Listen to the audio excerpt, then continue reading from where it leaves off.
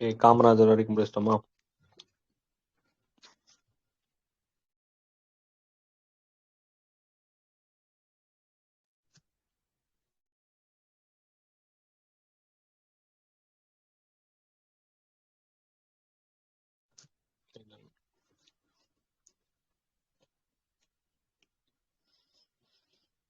Okay.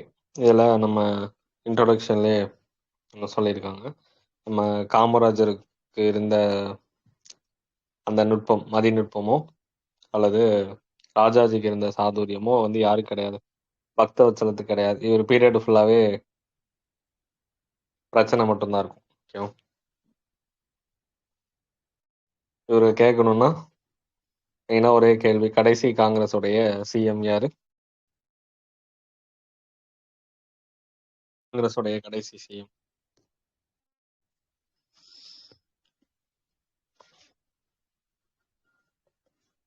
யாரும் இல்லையா? பக்தவத்சலம். சரி, இத சொன்னது யாரு அப்படின்னா ராஜையன். எது ராஜாஜிக்கு இருந்த சாதுரியமோ இல்ல காமராஜருக்கு இருந்த மதிநுட்பமோ கிடையாததுனால அவரு சூழ்நிலைகளை தவறா கையாண்டாரு அப்படின்னு சொல்றாங்க.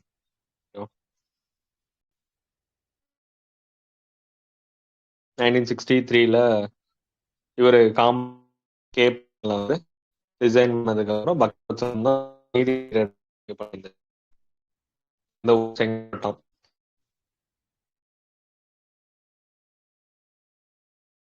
மறுபடியும் ஒரு அரசியல் வந்தாருன்னு சொல்றாங்க. எல்லாத்துலதான் இயக்கம்ல தான் 22 காங்கிரஸ் உறுப்பினராகி இந்தியா அப்படிங்கிற ஒரு நிறைய இந்தியன் நியூஸ் பேப்பர்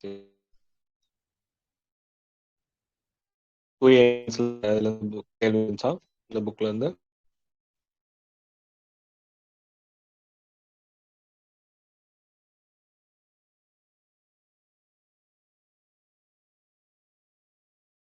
டூ ஏ கொஸ்டின் வந்து புக்ல இருந்து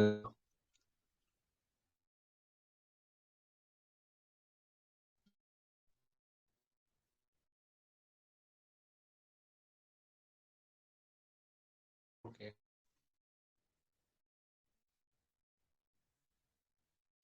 ஓகே. அடுத்து வேதாரண்யம் சத்தியாகிரகத்துல இவரு கலந்துக்கிட்டாருன்னு சொன்னாங்க.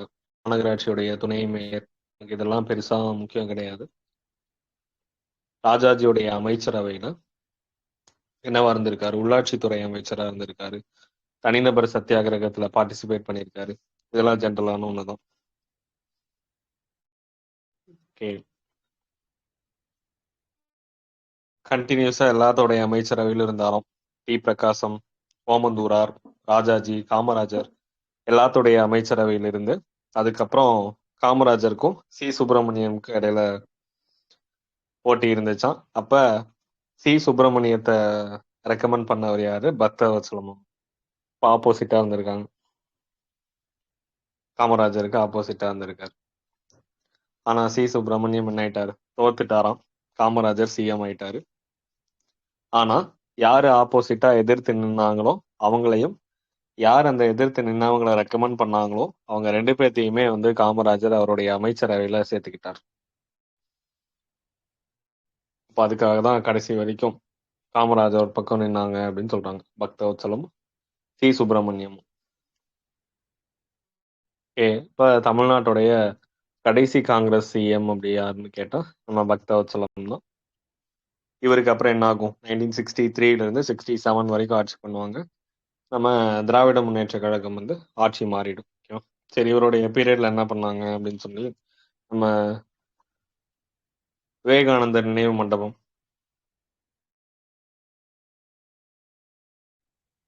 எப்ப உருவாச்சு?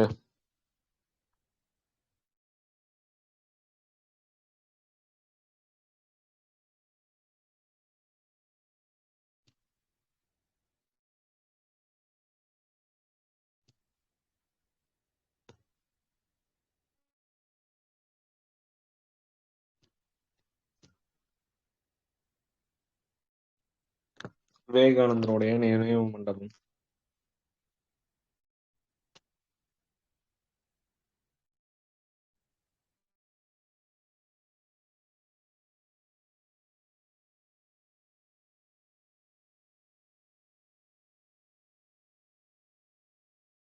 1970 தான் வந்து கம்ப்ளீட் ஆயிருக்கு. இவருடைய பீரியட்ல பேச ஆரம்பிச்சு நம்ம விவேகானந்தருடைய நூற்றாண்டு விழா குழு தலைவர் எம்எஸ் கோல்வாக்கர் அப்படிங்கிற ஒருத்தர், அதனுடைய செயலாளர் ஏக்நாத் ரானடே, இவங்கெல்லாம் சேர்ந்து விவேகானந்தருக்கு நினைவு மண்டபம் கட்டலாம் அப்படின்னு முடிவெடுத்து இருந்திருப்பாங்க. ஆனா 64 அப்ப 63ல பேச ஆரம்பிச்சு 70ஸ்ல தான் வந்து கம்ப்ளீட் பண்றாங்க. 1970ல தான் வந்து அதை கம்ப்ளீட் பண்ணியிருந்திருப்பாங்க. ஆர்எஸ்எஸ் அப்ப அவங்களும் அவங்களுடைய சார்பா, சங்கத்து சார்பா சிஎம் மீட் பண்றாங்க. அதாவது அவங்க எதிர்க்கிறாங்க, எதிர்ப்பு தெரிவிக்கிறாங்க. ஓகேவா? யாரு? முதலமைச்சர் பக்தவத்சலமும், மத்திய கலாச்சாரத்துறை அமைச்சர் ஹுமாயூன் கபீரும் இந்த திட்டத்தை எதிர்க்கிறாங்களாம். ஓகேவா? ஏன் அப்படின்னா ஆர்எஸ்எஸ் வந்து இன்வால்வ் ஆனதுனால. இருந்தாலும் நமக்கு 1970ல கம்ப்ளீட் பண்ணிடுவாங்க. நமக்கு தெரியும் 1945ல இருந்து உலகப் போர் முடிஞ்சதுக்கு அப்புறம் மெடிடேட்டட் ஆன் ராக் 1892 அங்க யாரை மீட் பண்ணியிருப்பாரு?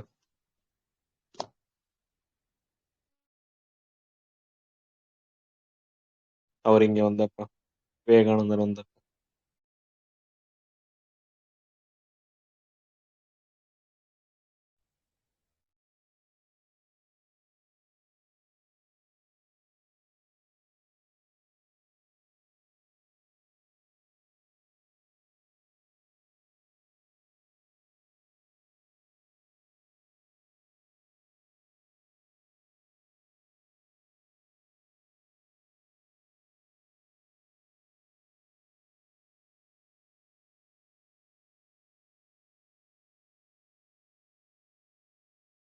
தமிழ்நாட்டுக்கு வந்து யாரையும் மீட் பண்ணலையா?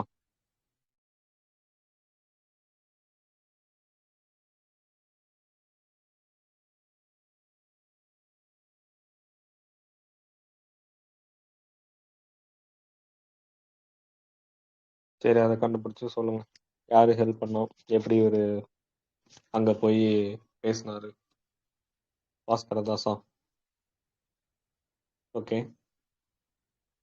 எப்ப பேசினாரு? எங்க பேசினாரு? அவர் மூலியமா ஹெல்ப் பண்ணாங்க. 1893 டேட் ஏதாவது இருக்கா?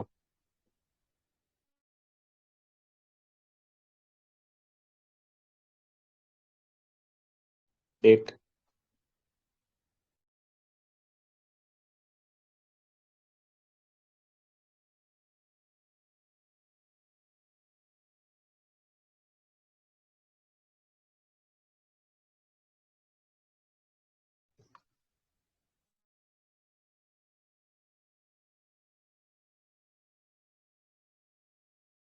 ஸ்கூல் புக்ல இல்லையா?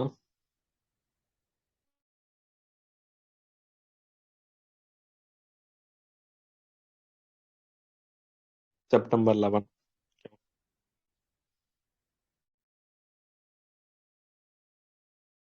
செப்டம்பர் 11 அப்பதான் பேசியிருந்திருப்பார். எங்க? சிகாகோ.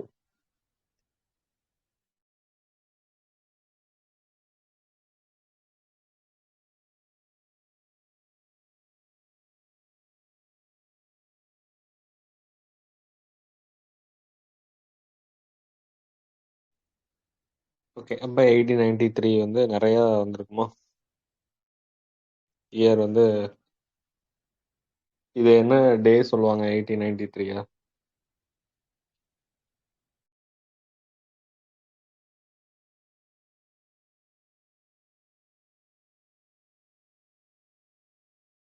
டே ஏதாவது இருக்கா செப்டம்பர் 11 நம்ம தமிழ்நாட்டுல?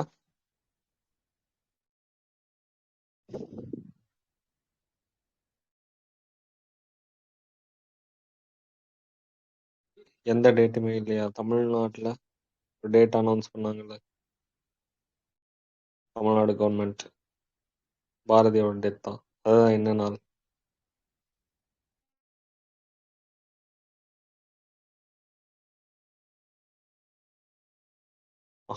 மகாகவி டே. இந்தியாவில் என்ன நாள்னு கண்டுபிடிச்சு சொல்லுங்க. ஓகே. தமிழ்நாட்டுல வந்து செப்டம்பர் 11 வந்து மகாகவி தினம். அந்த அன்னைக்கு இந்திய மாமணி அப்படிங்கிற விருது வந்து தருவாங்க. ஓகே. செப்டம்பர் 11 அப்ப. அதுவே இந்தியாவில் வந்து செப்டம்பர் 11 என்ன டே அப்படின்னு கண்டுபிடிச்சு சொல்லுங்க. ஓகே, அடுத்து இவருடைய பீரியட்ல 1963-64 உணவுப் பொருட்களுடைய பஞ்சம். நம்ம காமராஜருடைய பீரியட்லயே 62லயே இந்தோ சைனா வார் நடந்திருக்கும். அப்ப அது முடிஞ்சு உணவு பஞ்சம் வந்திருக்கும். மறுபடியும் 65ல இந்தோ பாகிஸ்தான் வார் நடக்கும். திக் விஜய் திவாஸா? யார் சொன்னா? கூகுளா?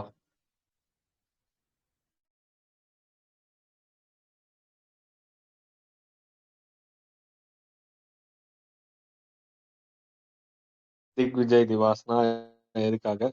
என்னது? ஏன் அப்படி பேர் வச்சிருக்கிறாங்க? எல்லாமே விவேகானந்தா போய் டீட்டெயில் பேசினனால அந்த டேட்டை ஞாபகம் வச்சா சார்? அப்படின்னு சொல்றீங்களா இல்ல என்கிட்ட கேக்குறீங்களா? இல்ல, அப்படியான்னு கேக்குறேன் சார். இது யார் சொன்னா? நானா கரெக்ட் பண்ணேன். திக் விஜய் திவாஸ்னு நீங்களா கண்டுபிடிச்சீங்களா? அது கூகுள். ஆனா இது சொன்னது நானு. ஓகே, நம்ம திக் விஜய் விஜய்னா என்னது?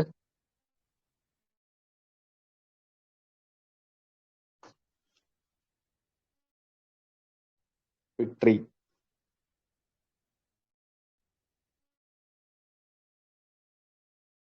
அரசியல்னு எடுத்துக்காதீங்க. ஓகேவா?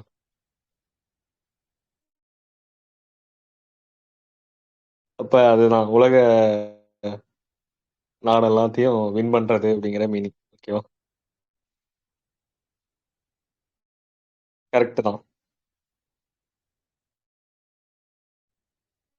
1892ல இவர் இங்க மெடிடேட் பண்ணாரு.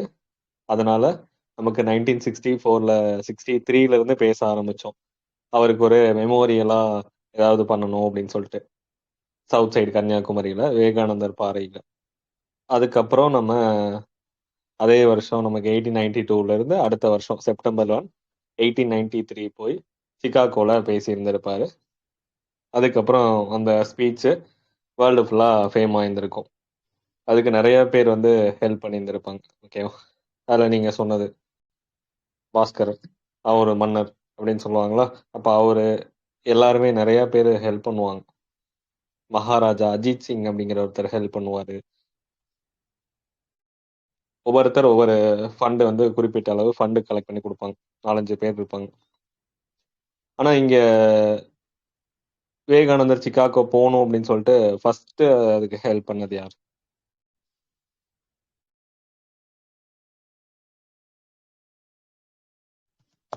ஃபர்ஸ்ட் ஹெல்ப் பண்ணது என்னங்க?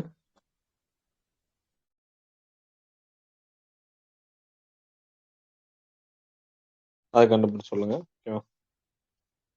அப்ப அதுதான் அந்த செப்டம்பர் 11ங்கிறது திக் விஜய் திவாஸ் அவர் பேசணும்னால நம்ம அப்படி வச்சிருக்கோம். இந்த மாதிரி நிறைய டே இருக்கா?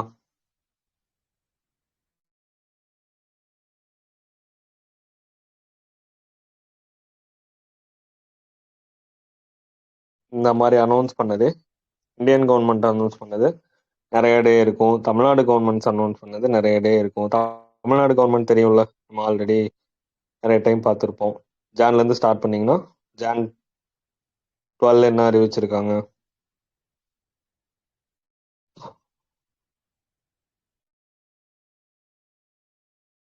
ஜான் 12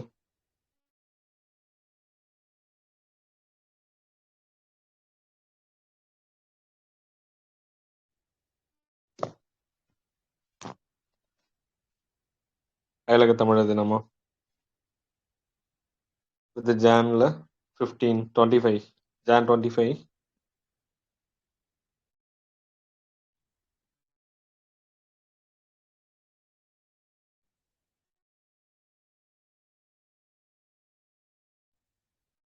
தியாகிகள் தினம்.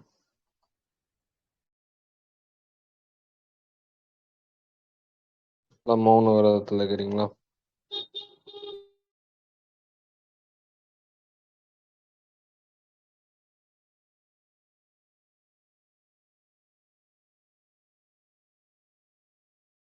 தமிழ் மொழி வளர்ச்சி தினம்.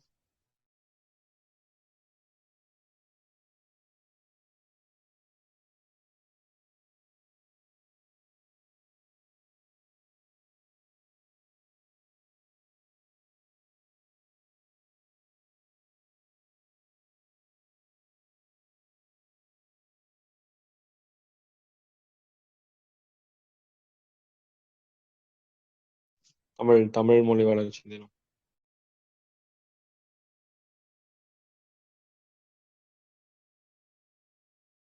மொழிப்போர் தியாகி தினம் எப்ப?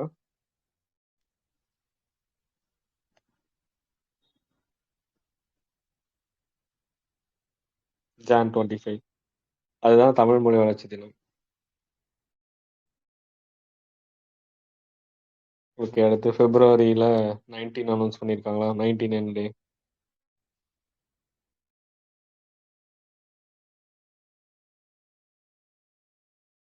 இலக்கிய மறுமலர்ச்சி.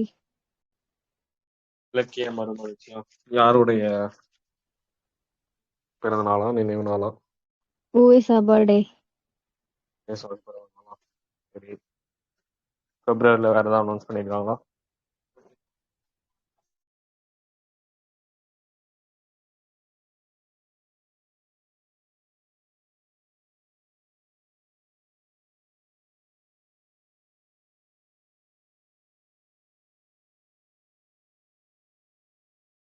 ஓகே, மார்ச்ல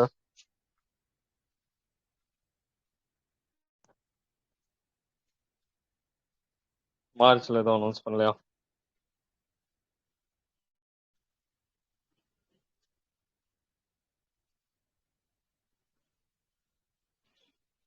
யாருக்கு தெரியும் அப்படிங்கிறீங்களா?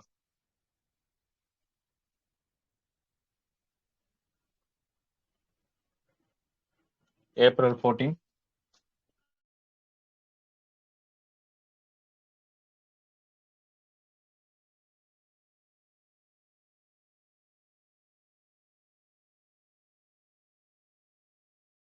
சமத்துவ தினம்.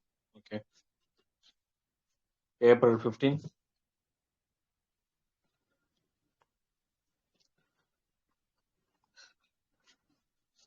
டிரான்ஸ்ஜெண்டருக்கு. April 29.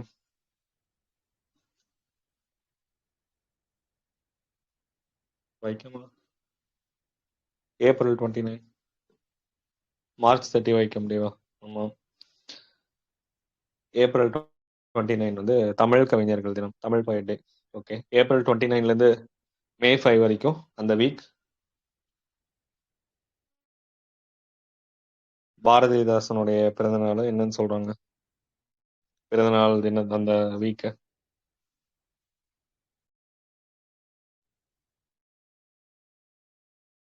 தமிழ் வார விழா. ஓகே, அடுத்து செம்மொழி தினம்.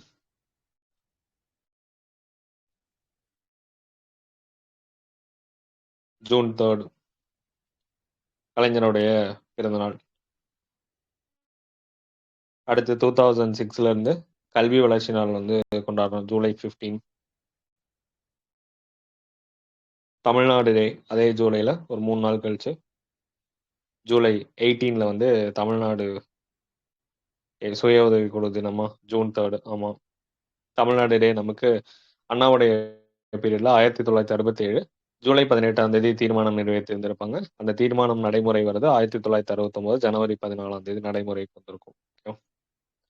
அடுத்து காவலர் தினம் அனௌன்ஸ் பண்ணியிருக்காங்க, July 1 ரெவன்யூ டே இந்த 2025ல இருந்து. அடுத்து காவலர் தினம் நம்ம 1859ல மெட்ராஸ் டிஸ்ட்ரிக்ட் போலீஸ் ஆக்ட் வந்து கொண்டு வந்திருப்பாங்க. அப்ப அதனுடைய மெமோரி எல்லாம் வச்சு வந்திருப்போம், காவலர் தினம். Okay. அடுத்து செப்டம்பர் 11 இப்பதான் சொன்னது மகாகவி தினம். இங்க மகாகவி தினம்னா அங்க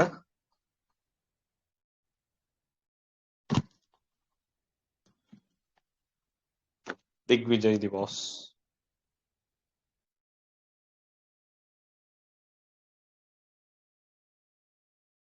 உலகை வெல்லுதல் அப்படின்னு மீனிங்.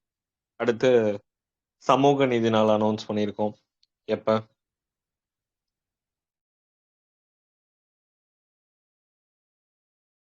செப்டம்பர் 17. வேர்ல்டுக்கு உலக சமூக நீதி நாள் February 20. ஓகே, அடுத்து உடல் உறுப்பு தான தினம். அதை நம்ம ஃபர்ஸ்ட்ல இருந்தே சொல்லிட்டு இருக்கோம், உடல் உறுப்பு தான தினம்.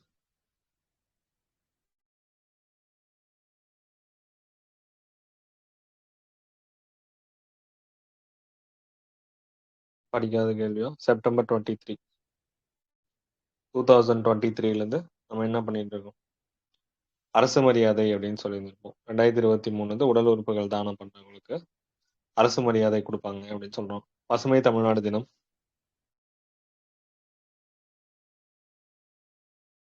செப்டம்பர் 24, 2022ல பசுமை தமிழ்நாடு அப்படிங்கிற ஒரு ஸ்கீம் ஒன்று தொடங்கி இருப்பாங்க. அதுக்கு நமக்கு 1/3 வந்து காடு இருக்கணும் ஒரு நிலப்பரப்புல. எதனோட அடிப்படையில் 1/3ன்னு சொல்றாங்க?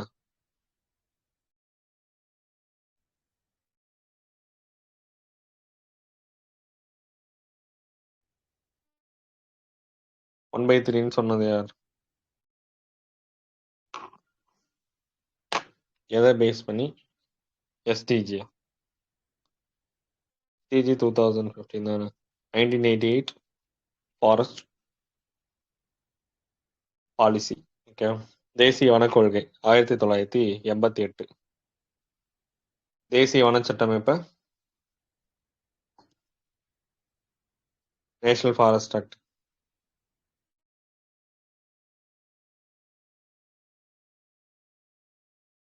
1980. Tamil Nadu forest act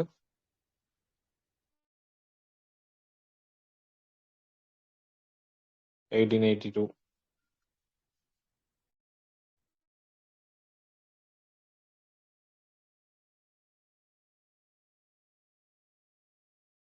national forest report அறிக்கை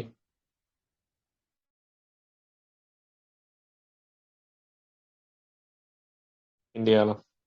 தேசிய வன அறிக்கை இப்போ கடைசியாக விட்டது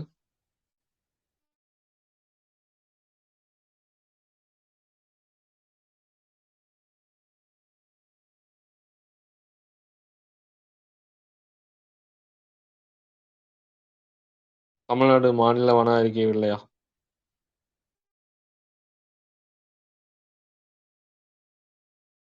தமிழ்நாடோடது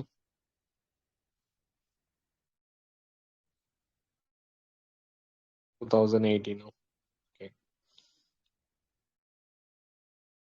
தனி பெரும் கருணை தினம் அக்டோபர் 5. வரையாடு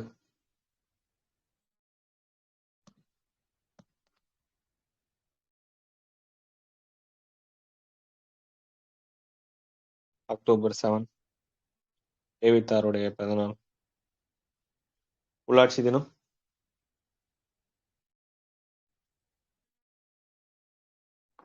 நவம்பர் 1.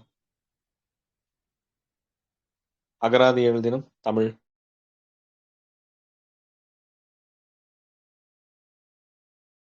நவம்பர் 8. தியாகத் திருநாள் நவம்பர் 18. குரல் வாரம்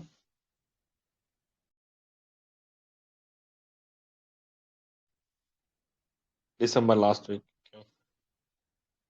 இதான் தமிழ்நாடு கவர்மெண்ட் வந்து அனௌன்ஸ் பண்ணியிருந்திருப்பாங்க இந்த டேஸ் எல்லாம்.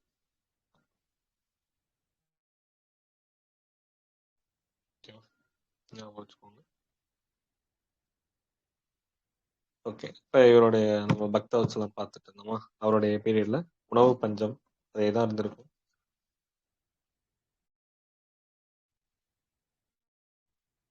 ஏன்னா அடுத்தடுத்த பிரச்சனை நமக்கு 1962ல இந்தோ சைனா வார் இருந்திருக்கும், 65ல பாகிஸ்தான் வார்.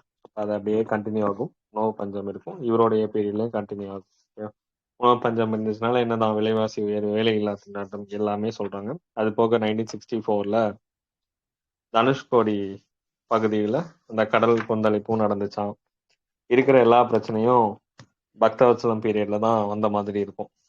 அதுக்கப்புறம் நமக்கு அஃபீஷியல் லாங்குவேஜஸ் ஆக்ட் ஒன்று போட்டிருந்தாங்க. ஒரு கமிட்டி ஒன்று போட்டாங்க அலுவலக மொழிக்காக. என்ன கமிட்டி? எந்த வருஷம்?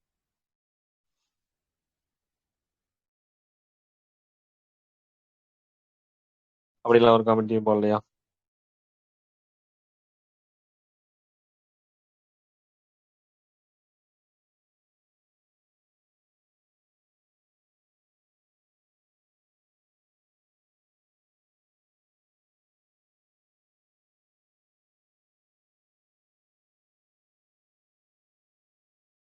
அலுவலக மொழிக்காக எந்த ஒரு கமிட்டியும் இதுவரை போடப்படவில்லையா அரசியலமைப்பில்? Teacher committee. எதுங்க? Teacher. PG here. ஓகே, எந்த வருஷம்?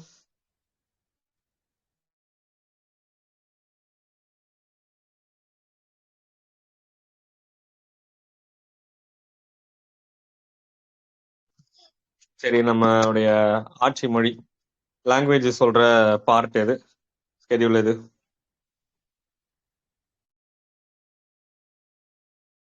அப்பெல்லாம் இந்த ஷெட்யூல் இல்லையா? 8th. ஓகே, 17th பகுதி, 17வது பகுதி, 17th பார்ட் 8th ஸ்கெடியூல் வரும். அதை எவ்வளோ கிளாசிஃபை பண்ணி இருந்திருப்பாங்க?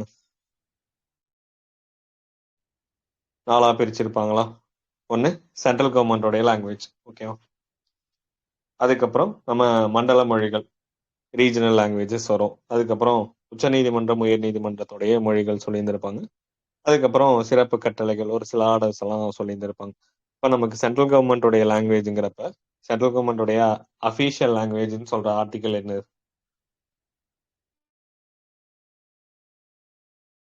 343. அதே ரீஜனல் லாங்குவேஜஸ்க்கு 345. ஹைகோர்ட், சுப்ரீம் கோர்ட்டோடது 348. ஆரம்ப கல்வியை வந்து தாய்மொழியிலே, மதர் டங்கிலே படிக்கலாம் அப்படின்னு சொல்ற ஆர்டிகல் 350A. சிறுபான்மையினருக்குன்னு தனி ஒரு அலுவலகம் நியமிக்கலாம்னு சொல்றது 350B. ஹிந்தியோடைய வளர்ச்சி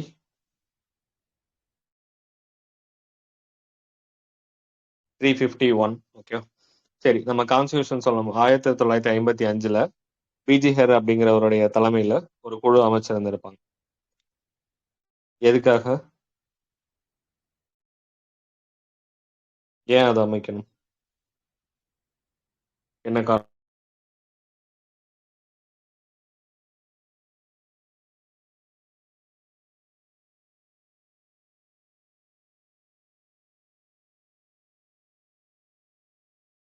ஏதாவது ரீசன் இருக்கா அதை அமைச்சதுக்கு?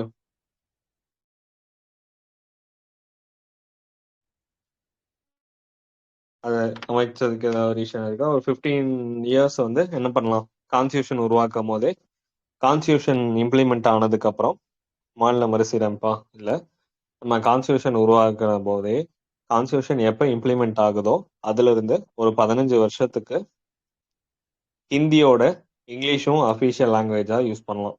அதுக்கப்புறம் இங்கிலீஷை வந்து கண்டினியூ பண்ணலாமா வேணாமா அப்படிங்கிறது அந்த பவர் பார்லிமெண்ட்டுக்கு தான் இருக்கு அப்படின்னு சொல்லியிருந்திருப்பாங்க. அப்ப அது மூலியமா 1900 எப்போ வரைக்கும், 1950ல இருந்து 65 வரைக்கும் இங்கிலீஷ் வந்து கண்டினியூ ஆகும். அப்போ அதுக்கப்புறம் என்ன பண்ணலாம் அப்படிங்கிறதுக்காக தான் பிஜிஹர் வந்து அவருடைய தலைமையில 1955ல அஃபீஷியல் லாங்குவேஜ் கமிஷன் ஒன்று பிறந்தார். அப்ப 1956 வந்து சொன்னார். 1963 லாங்குவேஜ்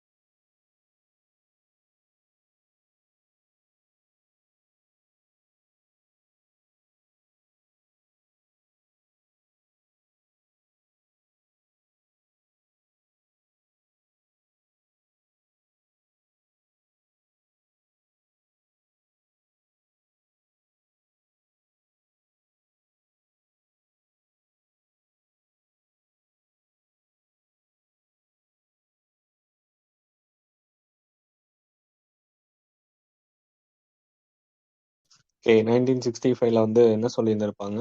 இங்கிலீஷா ஹிந்தியா? 63 அஃபிஷியல் லாங்குவேஜஸ் ஆக்ட்லாம்.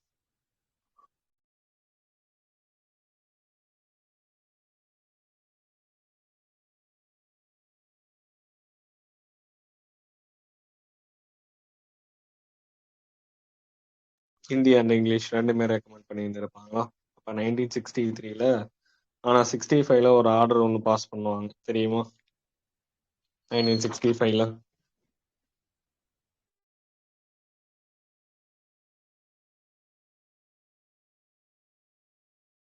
படிச்சது இல்லையா?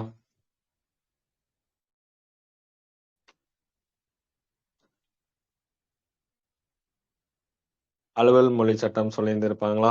ஹிந்தி தான் மெயினா சொல்லியிருந்திருப்பாங்களா? 1971 ஜனவரி 26 வரைக்கும் நம்ம இங்கிலீஷும் அலுவல் மொழியா பயன்படுத்தலாம் அப்படின்னு சொல்லியிருந்திருப்பாங்க.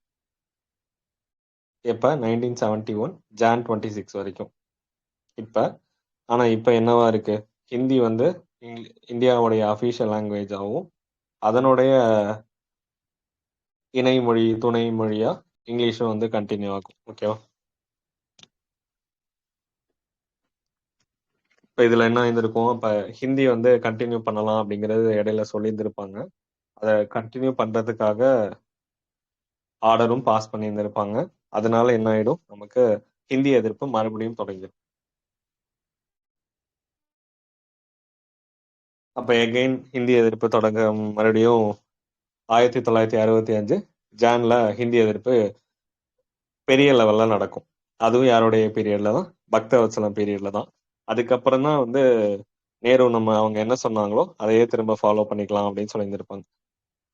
நேஷனல் லாங்குவேஜ் ஆட்சி மொழி, நேஷனல் லாங்குவேஜ் அஃபீஷியல் லாங்குவேஜஸ் அப்படின்னு சொல்லிட்டு ரெண்டு கான்ஃபிளிக்ட் வந்துட்டு இருக்கும். தேசிய மொழி ஒண்ணு, ஆட்சி மொழி அலுவல் மொழி அப்படின்னு சொல்லியிருந்திருப்பாங்க. அப்ப நமக்கு தேசிய மொழி அப்படிங்கிறது ஒண்ணு கிடையாது அப்படின்னு சொன்ன வழக்கு எது?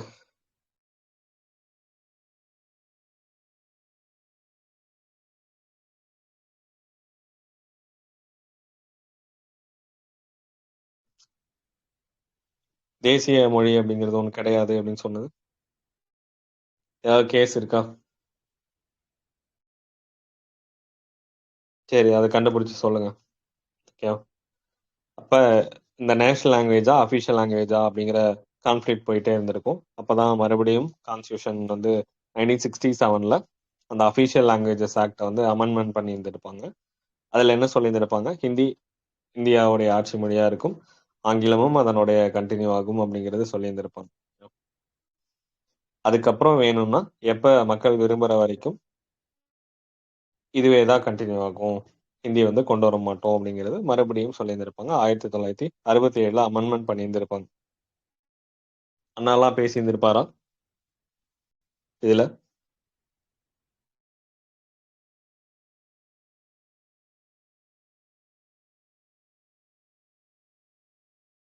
1965க்குள்ள ஹிந்தி ஆங்கிலத்துக்கு பதிலா அதுக்கான தகுதிகள் எல்லாமே வந்து அடைஞ்சிருச்சு அப்படின்னா ஆட்சி மொழி கமிஷன், நம்ம அந்த அஃபிஷியல் லாங்குவேஜஸ் கமிஷன் ஆய்வு அறிக்கையில ஹிந்தி ஆங்கிலத்துக்கு பதிலா படிப்படியா அஃபிஷியல் லாங்குவேஜா மாறும் அப்படின்னு சொல்லியிருந்திருப்பாங்க.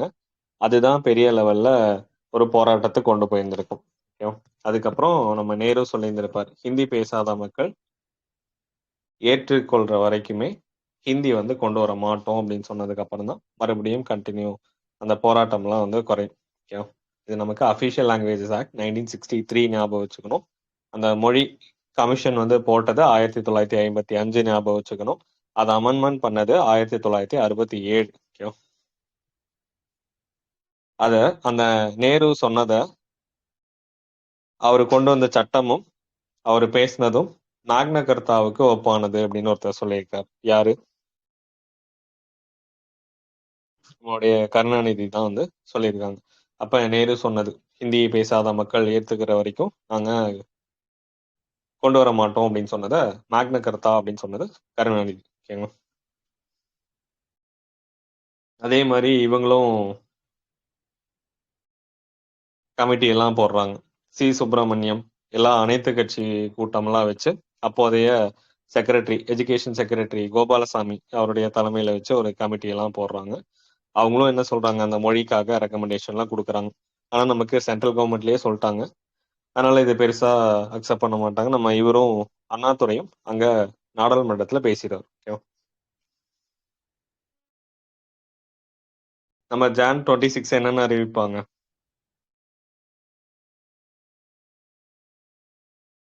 அப்ப 65ல நேரு இறந்துருவாரா அப்படின்னு சொல்லிட்டு இறந்துருவாரு. 65ல என்ன பண்ணுவாங்க? ஹிந்தி தான் இந்தியாவுடைய ஆட்சி மொழி அப்படின்னு ஆர்டர் பாஸ் பண்ணுவாங்க.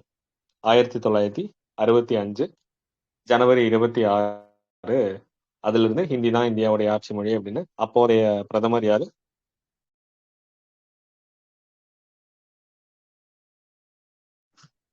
65ல லால் பகதூர் சாஸ்திரி. ஓகே, இவருடைய பிறந்தநாள் எப்ப?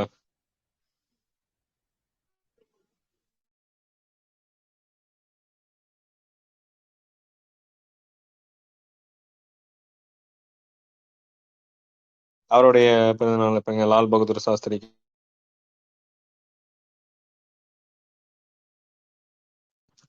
அக்டோபர் 2 தானே வரும். அக்டோபர் 2. ஓகே, அப்ப இவங்களும் ஹிந்தி தான் கொண்டு வராங்க.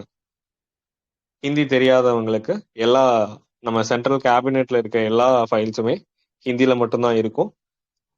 ஹிந்தி தெரியாதவங்களுக்கு இங்கிலீஷ் டிரான்ஸ்லேஷன் வந்து கொண்டு வரப்படும். கடிதங்களுக்கு ஹிந்தியில எழுதப்படுற கடிதங்களுக்கு ஹிந்தியில தான் அதுக்கான ரிப்ளை கொடுக்கணும்.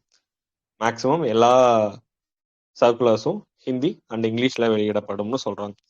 அப்ப நேரு அப்படி சொல்லிட்டாரு. ஆனா இங்க வந்து லால் பகதூர் சாஸ்திரி மறுபடியும் ஜான் 26ல ஹிந்தி தான் அபிஷியல் லாங்குவேஜா இருக்கும் அப்படின்னு ஆர்டர் பாஸ் பண்ணிட்டாங்க. எப்ப? ஜனவரி 26.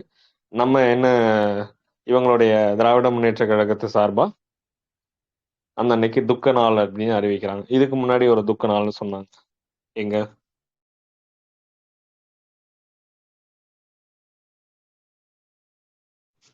1947 ஆகஸ்ட் 15 வந்து பெரியார் துக்க தினமா அறிவிச்சிருந்திருப்பாங்க.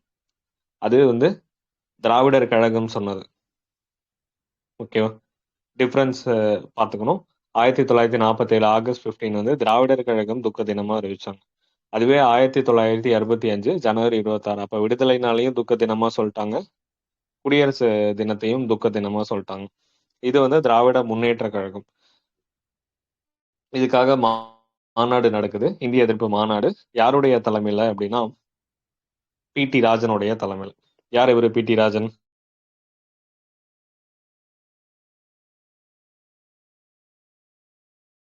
இவர் எங்கேயாவது படிச்சிருக்கோமா? பி.டி. ராஜன் நீதி கட்சியை நடத்தி கொண்டு போவாரா? கடைசியில நீதி கட்சியை வந்து நடத்தி கொண்டு போறது பி.டி. ராஜன் தான். அப்ப அவருடைய தலைமையில இந்திய எதிர்ப்பு மாநாடு நடக்குது. திருச்சியில நடக்குது. நம்ம முத்தமிழ் காவலர் யாரு?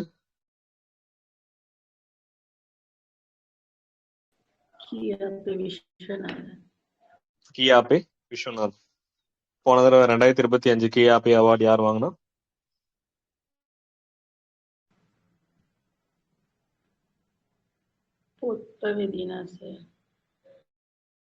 யாருங்க? புதிய வெட்பன். ரவீந்திரநாவா? புதிய வெட்பன் 2025. இந்த வருஷம் கொடுத்துட்டாங்களா? இந்த வருஷம் யாரு? கியாபே. கிளியரா கேட்கலைங்க.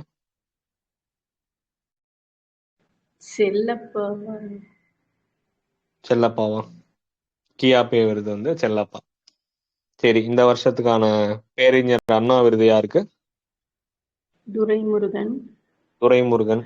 ஓகே, சரி, அவரு தான் வந்து டிஎம்கேல அண்ணான்னு ஞாபகம் வச்சுக்கலாம். அதாவது பெரிய மூத்தவர்னு ஞாபகம் வச்சுக்கோங்க. திருவள்ளுவர் அவார்டு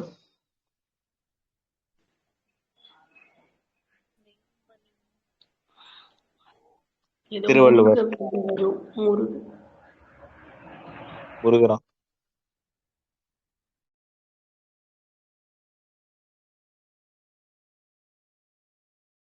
முருகனா?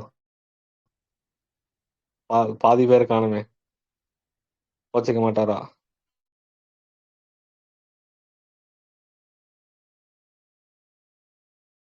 ஏற்கனவே டென்ஷன் ஆவாரு பாத்துக்கோங்க.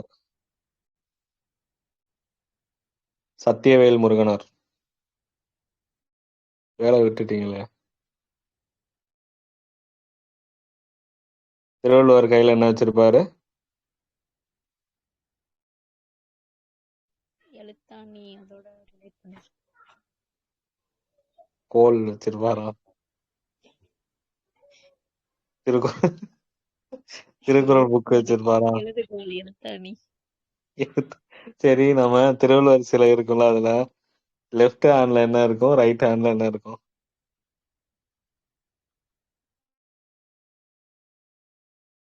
லெஃப்ட்ல என்ன இருக்கும்?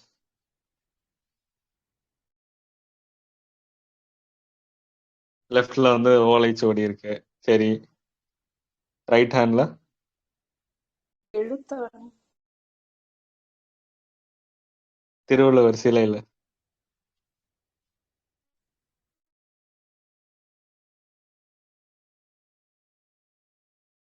சரி, அது போக அந்த திருவள்ளுவர் சிலையில அப்படியாங்க? சரி, எழுத்தாணி வச்சிருக்காரு, 3 விரல் இருக்காதா?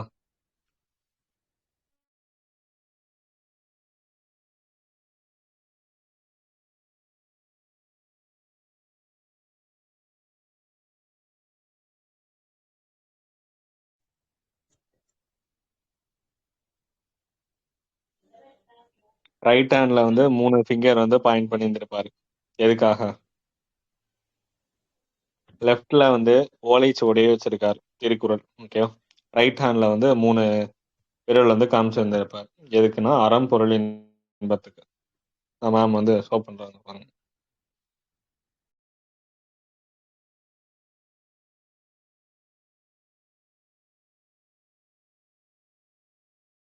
ஓகேவா? திருவள்ளுவர் சிலை இதெல்லாம் இருக்கா அப்படின்னு கேட்டா இருக்கு.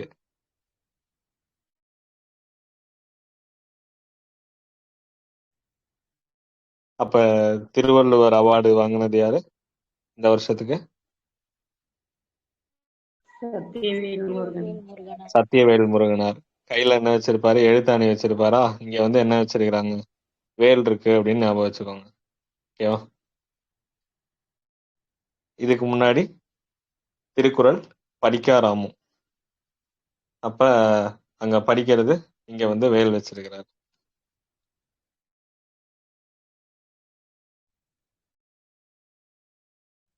ஓகே, அப்ப இந்த மறுபடியும் பக்தவத்சலத்துக்கு வருவோம். துக்க தினமா அறிவிச்சு திருச்சியில தான் இந்தி எதிர்ப்பு மாநாடு நடக்குது. நடத்துறது கியாபே விஸ்வநாதம், முத்தமிழ் காவலர்னு சொல்றாங்க. அந்த மாநாட்டுக்கு தலைமை தாங்கினது பி.டி. ராஜன், நீதி கட்சியுடைய முன்னாள் தலைவர். ஓகேவா? ஜனவரி 19 இந்த மாநாடு நடக்கணும். மதுரை, அதாவது தமிழ்நாடு பத்திரிகை ஆசிரியர் இருந்தவர் தியாகராய செட்டியார். அவர் தான் வந்து தமிழ் கொடி வந்து ஏத்தி வைக்கிறாராம். ஜிடி நாயுடும் இந்திய எதிர்ப்புக்காக குரல் கொடுத்தாராம். தமிழ்நாட்டுடைய மிகப்பெரிய பாலம் எது?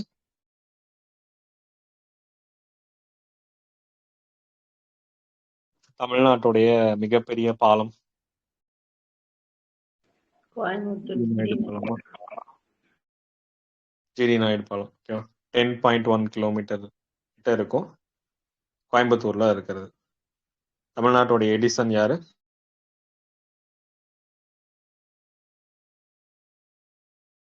ஜிடி நாயுடு தானா?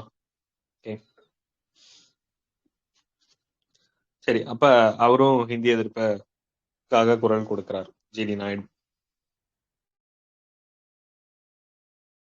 ராஜாஜி இந்திய வந்து ஆட்சி மொழியாக்கிய குடியரசு நாள் அவருக்கு துக்க தினமா அவரும் அனௌன்ஸ் பண்றாரு.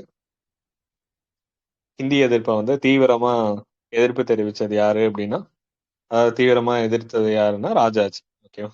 இந்த 1965 பீரியட்ல. ஏன்னு புரியுதா?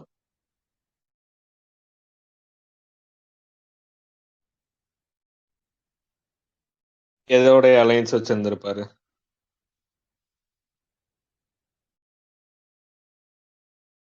திராவிட முன்னேற்ற கழகத்தோட கூட்டணி வச்சிருந்திருப்பார், காமராஜரை வந்து தோற்கடிக்கணும் அப்படின்னு சொல்லிட்டு.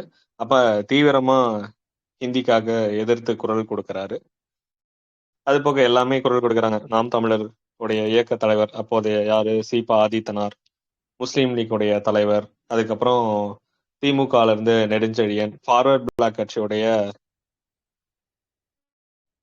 ஒரு உறுப்பினர் தலைவராக கூட இருந்திருப்பாரு. அவர் வழி நடத்திட்டு போயிருந்திருப்பாரு இடையில. மூக்கையா தேவர். இவர் என்னன்னு சொல்லுவாங்க இவருடைய இவர?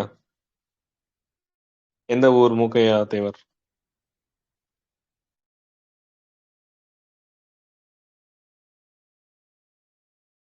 முத்துராமலிங்க தேவருடைய நம்பிக்கைக்குரியவர். உசிலம்பட்டி. ஓகேவா? உறங்காப்புலின்னு சொல்லுவாங்க. ஓகேவா? இந்த மூக்கையா தேவர் தான் வந்து முத்துராமலிங்க தேவருடைய நம்பிக்கைக்குரியவர். உசிலம்பட்டி உறங்காப்புலி அப்படின்னு இவரைத்தான் சொல்லுவாங்க. ஞாபகம் வச்சுக்கோங்க. அப்ப நாம் தமிழர் இயக்கம் யாரு வச்சிருந்தாங்கன்னா தொடங்கி இருந்தாங்கன்னா சீபா ஆதித்தனார். மதுரையில காலேஜ் இருக்கா? மல்டிமீடியா. இவருடைய காலேஜ் தான் இருக்கும். அதுக்கப்புறம் நியூஸ் பேப்பர்லாம் வந்து இவரோடது இருக்கும். அவங்களோட தான் நாம் தமிழர். அதுக்கப்புறம் நம்ம துக்க தினமா கொண்டாடுறது இது தினத்தந்தி. ஆமாங்க. 15வது குடியரசு நாளை வந்து துக்க தினமா கொண்டாடுறது தேசத்தை அவமதிக்கிறது அப்படின்னு சொல்லி இருந்திருப்பாங்க. மறுபடியும் என்னதான் எல்லாத்தையும் அரெஸ்ட் பண்ணுவாங்க வழக்கம் போல. இதுலயும் எல்லாரும் அரெஸ்ட் ஆவாங்க. நம்ம திமுக சார்பில் எல்லாருமே அரெஸ்ட் ஆவாங்க. சத்தியவாணி முத்து அம்மையார் இவங்களை எங்கேயோ கேள்விப்பட்ட மாதிரி இருக்கா? நம்மளுடைய தையல் இயந்திரம் வழங்கும் திட்டத்தோடைய இவங்களுடைய நினைவாக தான் வச்சிருந்திருப்போம். யார் யாரெல்லாம் வந்து இந்திய எதிர்ப்புக்காக 78 79 இல்லையா? 79 ஓகே. 79ல இருந்து கொண்டு வந்து அதுக்கப்புறம் திரும்ப புதுப்பிச்சது 2014 ஆகஸ்ட்ல வந்து மறுபடியும் கொண்டு வந்திருப்பாங்க. இலவச தையல் இயந்திரம் வழங்கும் மோட்டாரோட எல்லாம் திரும்ப வந்திருக்கும். அடுத்து 1965ல ஜனவரி 26 அதுல 2 பேரு இதுக்கு முன்னாடி ஹிந்தி எதிர்ப்பு போராட்டத்துல 2 பேர் உயிரிழந்திருப்பாங்க. யாரு? நடராஜன் தாளமுத்து. தாளமுத்து நடராஜனா முதல்ல இருந்தது? Natarajan.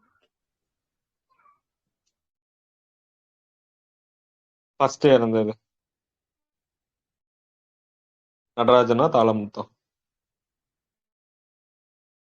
Natarajan. Okay.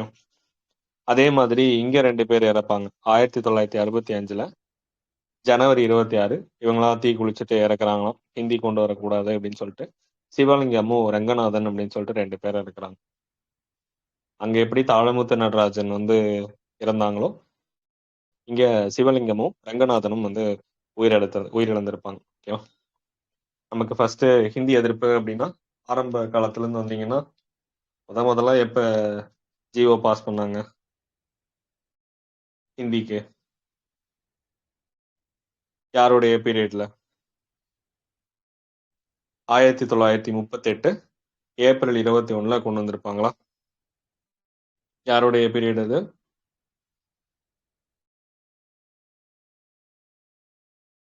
ராஜாஜியோடைய period. Okay. எப்ப இருந்து எப்ப வரைக்கும் இந்திய எதிர்ப்பு போராட்டம் நடந்திருக்கும்?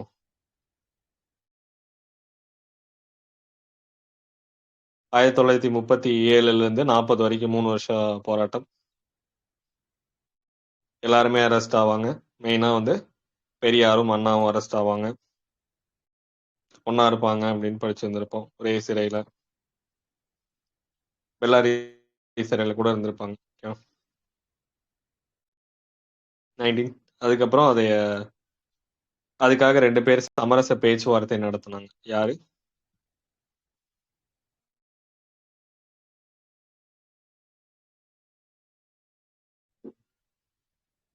சர்வப்பள்ளியும் சத்தியமூர்த்தியும் வந்து சமரச பேச்சுவார்த்தை நடத்தினாங்க. ஓகே. அதுக்கப்புறம் ராஜாஜி அதை அக்செப்ட் பண்ணிக்கல. அதுக்கப்புறம் யாரு தான் அந்த சட்டத்தை மாத்தினது?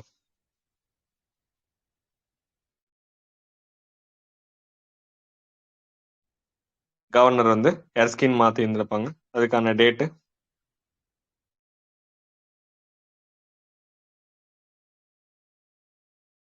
பிப்ரவரி 21 1940 வந்து கொண்டு வந்திருப்பாங்க. ஓகே.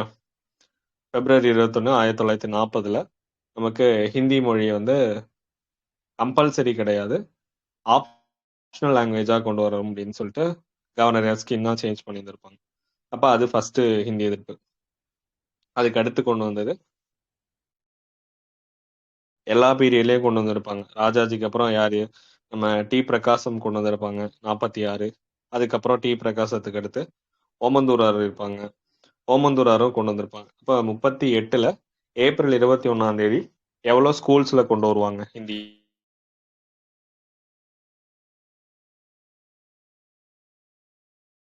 எவ்வளவு பள்ளிக்கூடங்கள்ல ஹிந்தி கொண்டு வந்திருப்பாங்க? 125. ஓகே, 125 பள்ளிகள்ல வந்து ஹிந்தி, உயர்நிலை பள்ளிகள்ல ஹிந்தி கொண்டு வந்திருப்பாங்க.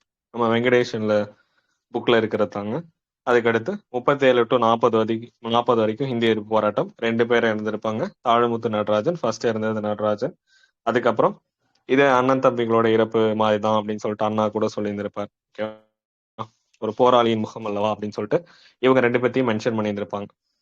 அதுக்கப்புறம் 1940 பிப்ரவரி 21ஆம் தேதி ஹிந்தியை வந்து கம்பல்சரிங்கிறத கேன்சல் பண்ணிட்டு ஆப்ஷனல் லாங்குவேஜா கொண்டு வந்தாங்க. அதுக்கப்புறம் 46ல டி பிரகாசம் கொண்டு வந்தாங்க. அடுத்து ஓமந்தூரார் கொண்டு வந்திருப்பாரு. குமாரசாமி ராஜாவும் கொண்டு வருவாங்க 1950 ரேஞ்சில், 49 50 அவருடைய பீரியட்ல. அதுக்கப்புறம் நமக்கு ஆர்டிகல் 343 அதுபடி எத்தனை வருஷத்துக்கு ஆங்கிலமும் கண்டினியூ ஆகும்னு சொல்லியிருந்திருப்பாங்க கான்ஸ்டியூஷன்ல. கான்ஸ்டியூஷன் நடைமுறைக்கு வந்து 15 இயர்ஸுக்கு வந்து ஆங்கிலமும் கண்டினியூ ஆகும்னு சொன்னாங்க. அடுத்து 1955 அஃபீஷியல் லாங்குவேஜுக்காக ஒரு கமிஷன் ஒன்று போட்டாங்க. பிஜி ஹெர் தலைமையில கமிஷன் ஒன்று போட்டாங்க.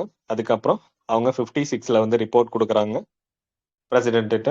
அதுக்கப்புறம் வந்து நம்ம அஃபீஷியல் லாங்குவேஜஸ் ஆக்ட் அவருடைய ரெக்கமெண்டேஷன் படி 1963 அஃபீஷியல் லாங்குவேஜ் ஆக்ட் கொண்டு வராங்க.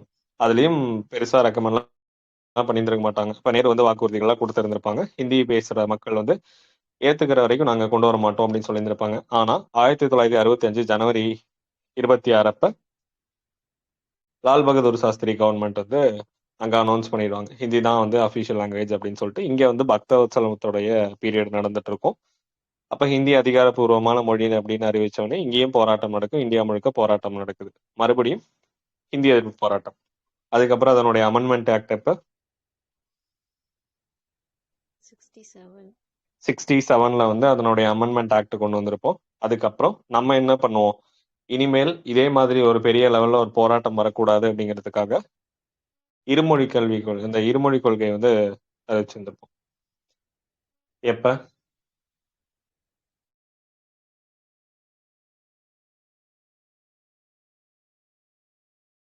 அறுபத்தேழா? 1968 ஜனவரி 23. இதுவும் ஒரு ப்ரீவியஸ் இயர் கொஸ்டின் தான். Okay. தமிழ் ஆங்கிலம் மட்டும்தான் இருக்கும். ஹிந்தி வந்து கட்டாய பாடம் கிடையாது அப்படின்னு அறிவிச்சிருந்திருப்போம் முதல்ல சொன்ன மாதிரியே. புரிந்ததா? அப்ப நம்ம இருமொழி கொள்கையை தான் வந்து ஃபாலோ பண்ணிருக்கோம். ஓகே, அப்ப அங்க இறந்த மாதிரியே இங்கேயும் 2 பேர் 65ல சிவலிங்கம் ரங்கநாதன் சொல்லிட்டு 2 பேர் தீக்குளிச்சு இறக்குறாங்க. போராட்டம் வந்து மாணவர்களுடைய போராட்டமா மாறும்.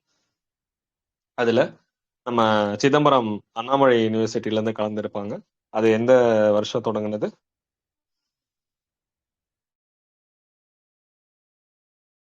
அண்ணாமலை யூனிவர்சிட்டி 1929ல தொடங்கியிருப்பாங்க. அப்ப அதுல இருந்து மாணவர்களுடைய போராட்டமா மாறி இருந்திருக்கும். அங்கேயும் துப்பாக்கி சூடு நடக்கும். அதுல ராஜேந்திரன் அப்படிங்கிற ஒரு மாணவன் வந்து இறப்பான். எல்லாருமே கலந்துக்குவாங்க. அதுக்கப்புறம் 144 போடுவாங்க. பெரிய லெவல்ல போராட்டம் நடக்குது. ஓகேவா? ஹிந்தி எதிர்ப்பு போராட்டம். நம்ம இதுதான் வந்து பெரிய ஹிந்தி எதிர்ப்பு போராட்டம் அப்படின்னு சொல்லுவாங்க. நிறைய பேர் உயிரிழந்திருப்பாங்க இந்த போராட்டத்துல. ஏன்னா லாங்குவேஜ் ஆக்டே கொண்டு வந்ததுனால பெரிய லெவல்ல போராட்டம் நடக்கும். மாணவர்களுடைய போராட்டமா மாறி இருந்திருக்கும். ஓகேவா? எல்லா பக்கமும். அப்ப ஒவ்வொருத்தரா ஆட்சியில இருந்தவங்க எல்லாம் பதவி விலக ஆரம்பிப்பாங்க. மறுபடியும் தலைவர்கள் எல்லாத்தையும் கைது பண்ணுவாங்க. நம்ம அப்போதைய இவர் சி சுப்பிரமணியம் அமைச்சர் பதவி விலகிடுவாரு. அதுக்கப்புறம் அங்க சென்ட்ரல் கவர்மெண்ட்ல இணையமைச்சரா இருந்தவர், அதாவது சென்ட்ரல் கவர்மெண்ட்ல இருந்தவங்க எல்லாம் ஓவி அழகேசன் இவங்க எல்லாமே எல்லாரும் அவங்களுடைய பதவியை ராஜினாமா பண்ணியிருந்திருப்பாங்க. அதே மாதிரி திருச்சியில ஒரு ஆசிரியர் வீரப்பன் அப்படிங்கிற ஒருத்தரும் தீ குடிச்சிடுறாராம். அதுக்கப்புறம் ராணுவம் வந்து இந்திய அதாவது இந்த போராட்டத்தை கட்டுப்பாட்டுக்கு கொண்டு வரதுக்கு ராணுவத்தை கொண்டு வந்திருப்பாங்க. ஆனா அப்ப நேரு சொன்ன வாக்குறுதி மறுபடியும் அதை நிறைவேற்றாம விட்டுட்டாங்க அப்படின்னு சொல்லிட்டு இந்த லெவல்ல போராட்டம் நடந்திருக்கும். அப்போதைய குடியரசுத் தலைவர் யார்?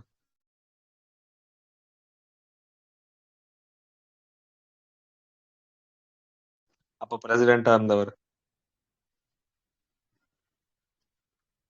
Prime minister Lal Bahadur Shastri. அப்ப இந்திய எதிர்ப்பு போராட்டத்தப்ப குடியரசுத் தலைவர் யார்?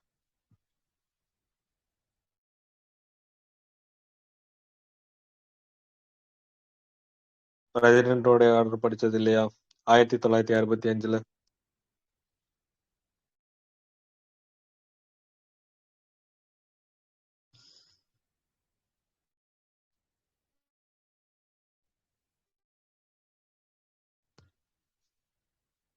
கஷ்டமான கேள்வியோ. ராதாகிருஷ்ணன் அவர் தான் வந்து பிரசிடென்டா இருந்திருப்பார். சரி, அப்ப இந்த லெவல்ல போராட்டம் நடந்ததுக்கு அப்புறம் நேருவோடைய வாக்குறுதியை நாங்க ஃபாலோ பண்றோம் அப்படின்னு சொல்லிடுவாங்க. ஓகே, அதுக்கப்புறம் நேருவோடைய வாக்குறுதி ஃபாலோ பண்றோம்னு சொன்னதுனால அப்ப தேர்வுகள் எல்லாமே அந்தந்த ரீஜனல் லாங்குவேஜ்ல எழுதலாம். மும்மொழி திட்டத்தை முறையா செயல்படுத்துறோம். 1963 ஆட்சி மொழி சட்டம் நேருவோடைய உறுதிமொழி என்ன கொடுத்தாரோ அதை சட்ட திருத்தமா நாங்க கொண்டு வரோம் அப்படின்னு சொல்லிட்டு எல்லாமே சொன்னதுக்கு அப்புறம் தான் அந்த போராட்டம் வந்து கொஞ்சம் கொஞ்சமா விலக ஆரம்பிப்பாங்க. ஓகேவா? இதுக்கு வந்து திமுக வந்து இந்திய எதிர்ப்பு போராட்டத்தை நேரடியா அவங்க செயல்படுத்தலைனாலும் வட இந்திய ஏகாதிபத்தியத்தை எதிர்ப்புணர்ச்சியை இந்த போராட்டத்துக்கு உந்து சக்தியா இருந்தது அப்படின்னு ராபர்ட் கார்ட் கிரேவ் அப்படிங்கிற ஒருத்தர் சொல்றாரு. ஓகேவா? அப்ப அவங்க டைரக்டா வந்து இந்த போராட்டத்துக்கு தூண்டி விடலை அப்படின்னாலும் அவங்க உருவாக்குன வட இந்திய ஏகாதிபத்திய எதிர்ப்பு தான் வந்து இதுக்கான காரணமா இருந்துச்சு அப்படின்னு ஒருத்தர் சொல்றாரு. ராபர்ட் கார்ட் கிரேவ் அப்படிங்கிற ஒருத்தர் இந்த ஸ்டேட்மெண்ட் வந்து சொல்லியிருக்காங்க. அப்ப இதனுடைய விளைவு என்ன ஆகுது? 1967 நாங்க ஹிந்தி கொண்டு வர மாட்டோம் அப்படின்னு சொன்னதுக்கு அப்புறம் இருமொழி கொள்கை தான் நாங்க கொண்டு வருவோம் அப்படின்னு சொல்லிட்டு எலெக்ஷன்ல பிரச்சாரம் எல்லாம் பண்ணியிருந்திருப்பாங்க. 67 எலெக்ஷன் நடக்கும். காங்கிரஸ் வந்து தோத்துருவாங்க. முறையா வந்து காங்கிரஸ் தோத்து 67 நமக்கு திமுக வந்து ஆட்சிக்கு வருவாங்க. ஓகே, அப்ப 17 வருஷம் தொடர்ந்து காங்கிரஸோடைய அமைச்சரவையில இருந்த ஒருத்தர் பக்தவத்சலம், தமிழ்நாட்டுடைய கடைசி காங்கிரஸுடைய முதலமைச்சர். ஆனா இவருடைய பீரியடு முழுக்க இவர் பொறுப்பேற்றவனே உணவு பொருள் தட்டுப்பாடு இருந்துச்சு, விலைவாசி உயர்வு வந்துச்சு, வேலையின்மை, ஹிந்தி மொழி பிரச்சனை வந்துச்சு, தனுஷ்கோடி கடல் கொந்தளிப்பு வந்துச்சு. அப்ப இவ்வளவு பிரச்சனைகள் இதை வந்து பிரச்சாரத்துக்காக திமுக வந்து பயன்படுத்திக்கிட்டாங்க அப்படின்னு சொல்றாங்க. சரி, அவரோட இதுல இன்னொருத்தரை பத்தி சொல்லியிருந்திருக்காங்க. ஒவ்வொரு சாதனையாளர்கள் கொடுத்திருப்பாங்களா? கக்கன் 1908 ஜூன் 18 மதுரையில பிறந்தவராம், தும்பைப்பட்டி அப்படிங்கிற பகுதியில. இவரும் அந்த தாழ்த்தப்பட்ட சமூகத்துக்கு நிறைய பாடுபட்டிருப்பார். நம்ம வைத்தியநாத ஐயர் கோவில் நுழைவு பண்ணியிருந்திருப்பாங்க 1939 பண்ணியிருந்திருப்பாங்க. அதுல இவங்களும் கலந்து இருந்திருப்பாங்க. ஓகே, கக்கன், அடுத்து பூர்வலிங்கம், சின்னையா, முருகானந்தம் இவங்க எல்லாமே கலந்துகிட்டதா சந்திரபிரபு சொன்னாங்க. யார் இவரு சந்திரபிரபு? இவர் ஏன் சொல்லணும் அது?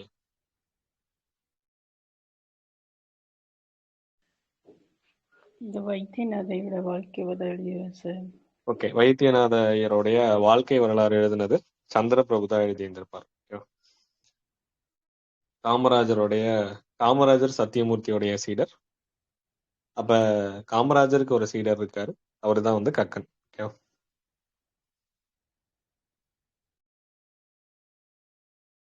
இப்ப இவரும் காமராஜர் கலந்துகிட்ட எல்லா இதுலயும் கலந்துருந்திருப்பாரு. அவருடைய சார்பா அவருடைய சீடரா தமிழ்நாடுடைய காங்கிரஸ் கமிட்டி தலைவரா வந்து முதல் தாழ்த்தப்பட்ட அதாவது ஆதி திராவிட சமூகத்தை சார்ந்தவர் அப்படிங்கிறாங்க. முறையா கக்கன் வந்து தமிழ்நாடுடைய காங்கிரஸ் கமிட்டி தலைவரா வந்தார். அதுக்கப்புறம் நம்ம காமராஜர் பொறுப்பேற்றதுக்கு அப்புறம் ஆட்சிக்கு வந்ததுக்கு அப்புறம் பொதுப்பணித்துறையில இருந்தாங்க, ஹரிஜன் வெல்ஃபேர் டிபார்ட்மெண்ட்ல இருந்தாங்க, அதுக்கப்புறம் வேளாண் துறையில இருந்தாங்க. உள்துறையில இருந்திருக்கிறாங்க. அதுக்கப்புறம் நமக்கு தெரியும் 1967 தேர்தல்ல எல்லாருமே தோத்துருவாங்க. கக்கன் வந்து மேலூர் தொகுதியில தோத்துட்டாராம். ஓகேவா? எளிமைக்கு எடுத்துக்காட்டு அப்படின்னு இவரைத்தான் சொல்றாங்க. நம்ம தமிழ் புக்ல படிச்சிருப்போம், ஞாபகம் இருக்கா?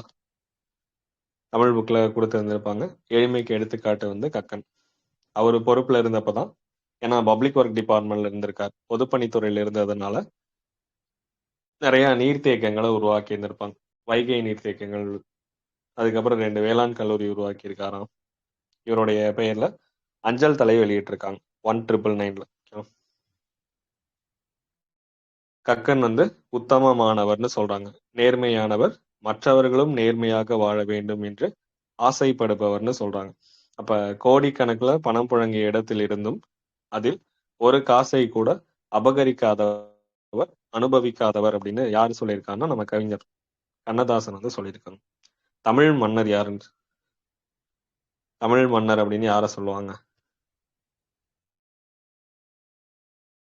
கண்ணதாசன். கள்ளக்குடி கொண்டான் கண்ணதாசன். கண்ணதாசனா? கலைஞரா கண்ணதாசனா? கலைஞர். ஏன்?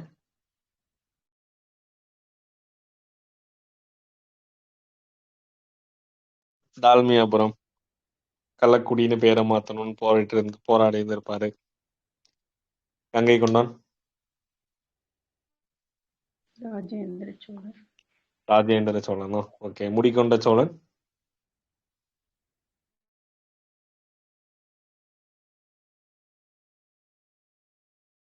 முடிகொண்ட சோழன் ராஜேந்திரன். ராஜேந்திரனா ராஜராஜனா?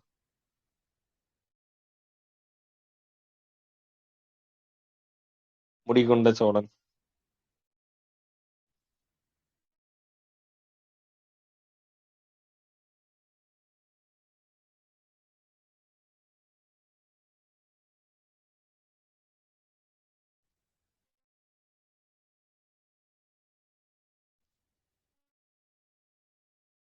அப்படிலாம் யாரும் இல்லையா?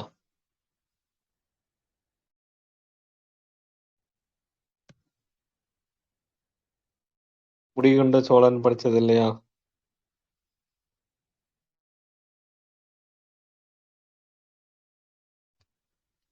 சரி, அது படிச்சுட்டு வாங்க. முடிகொண்ட சோழன். மும்முடி சோழன்?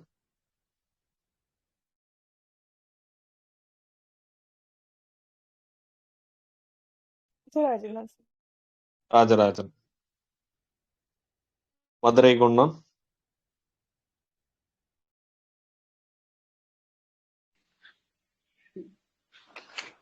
பராந்தகன். மதுரையும் ஈழமும் கொண்டான்?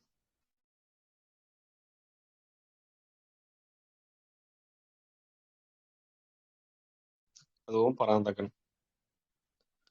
மும்முடி சோழன் வந்து அப்ப ராஜராஜன் தான். இப்ப முடிகொண்ட சோழன் யார்?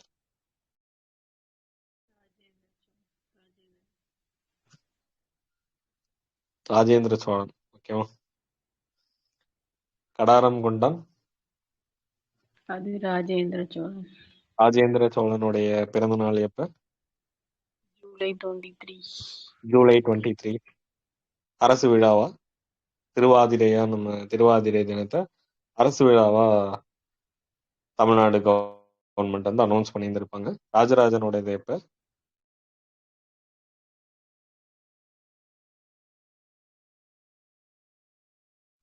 நவம்பர் 3. அதுவும் வந்து அரசு விழா. ஓகேவா? அது என்ன நாள்னு சொல்றாங்க? ஏதோ நட்சத்திரத்தை வச்சு சொல்லுவாங்கல்ல, சதய விழா. ஓகேவா? அவருக்கு வந்து திருவாதிரை, ராஜேந்திரனுக்கு. இவருக்கு வந்து சதய விழா அப்படின்னு சொல்லுவாங்க. ரெண்டுமே அரசு விழா தான். அப்ப கங்கை கொண்டான், கடாரம் கொண்டான், அதுக்கப்புறம் முடிகொண்ட சோழன் எல்லாமே வந்து ராஜேந்திர சோழன் தான். மும்முடி சோழன் அப்படின்னா ராஜராஜன் வருவாங்க.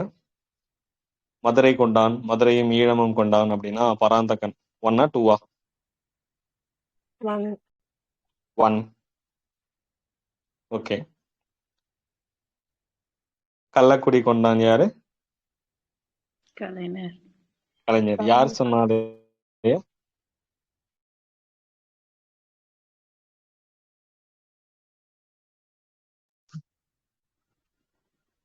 கள்ளக்குடி குண்டான்.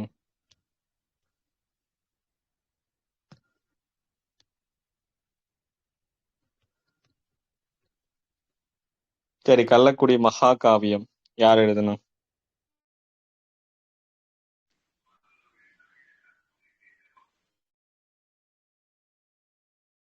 1953 நமக்கு டால்மியாபுரம் அப்படிங்கிறத கள்ளக்குடி அப்படின்னு மாத்தணும்னு போராட்டம் நடந்திருக்கும். மும்முனை போராட்டம் அப்படின்னு சொல்லி இருந்திருப்பாங்க. பெரிய லெவல்ல நடந்துச்சு அப்படின்னு சொல்றாங்க. இப்ப இவரு ரயில்வே ட்ராக்ல போய் போராடினாரு. அப்ப கள்ளக்குடி அப்படிங்கிறத, அதாவது டால்மியாபுரம்னு மாத்தக்கூடாது, அதை கள்ளக்குடி வைக்கணும்னு சொல்லி இருந்திருப்பாங்க. இந்த போராட்டம் நடந்திருக்கும். அதுக்கப்புறம் இவர் ஆட்சி பொறுப்பேற்றதுக்கு அப்புறம் அதை என்னன்னு சொல்லுவார் இவர், அதை மறுபடியும் கள்ளக்குடி அப்படின்னு பேர் மாத்தி அந்த ரயில்வே ஸ்டேஷன்ல போய் நேம் வந்து சேஞ்ச் பண்ணிட்டு வருவாங்க. இதை பத்தி ஒருத்தர் வந்து கதையாவே எழுதினாரு. யார் எழுதுனா?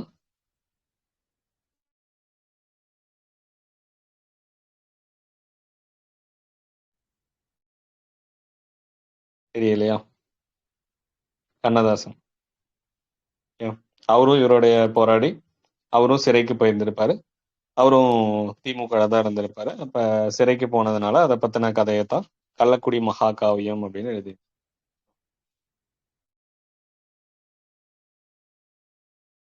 அது நம்ம தமிழ்ல படிச்சிருந்திருப்போம்.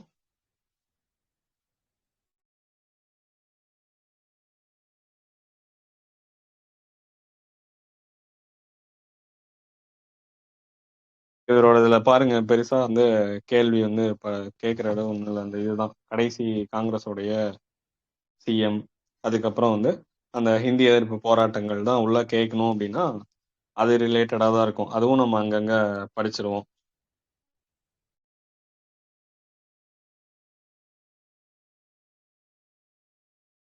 சரி, அதே மாதிரி நமக்கு டேஸ் பார்த்தோமா? இதுல தமிழ்நாடு அனௌன்ஸ் பண்ணதெல்லாம் அப்ப இந்தியால ஒரு சில டேஸ் எல்லாம் இருக்கும். அதே மாதிரி ஜனவரியில எடுத்தோம்னா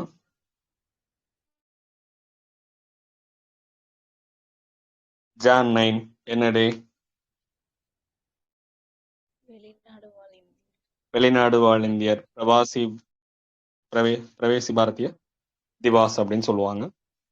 பிரவேசி அப்படின்னா நம்ம வெளியில இருக்கவங்க எல்லாம் சொல்றது, நாடுகளுக்கு சுற்றுப்பயணம் போறவங்க. நம்ம வந்து அதை தான் ஜனவரி 12 அப்படின்னு மாத்திருக்கோம், அயலக தமிழர் தினம். ஓகேவா?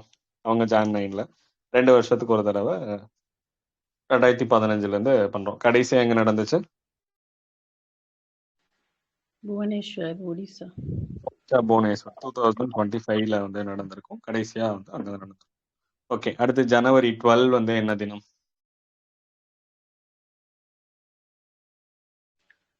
இளைஞர்கள். ஜனவரி 12 சைல்டா? National youth டேவா? இந்தியாவிலங்க தேசிய இளைஞர் தினம். விவேகானந்தருடைய பிறந்த நாள் ஜனவரி 12. அங்க தமிழ்நாட்டுல அயலக தமிழர் தினம். அடுத்து ஜனவரி 25, சாரி 23 என்னது?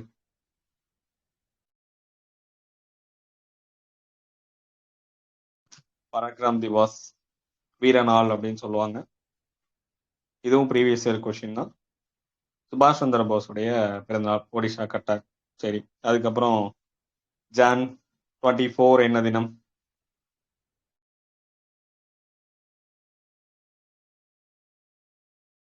Girl child டேவா?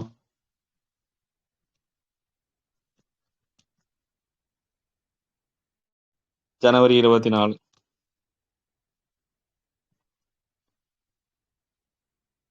ஏன் ஜனவரி 24?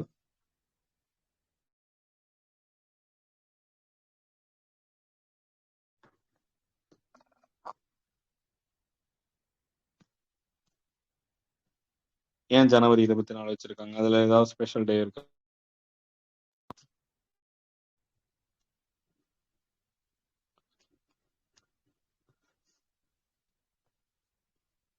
கிடையாதா?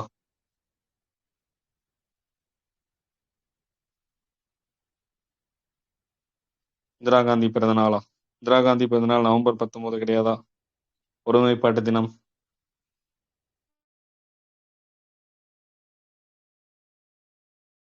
ராஷ்டிரிய பாலிகா திவாஸ். ஓகேவா? ஜனவரி 24. ராஷ்டிரிய பாலிகா திவாஸ் அப்படின்னா நேஷனல் கேர்ள் சைல்டு டே.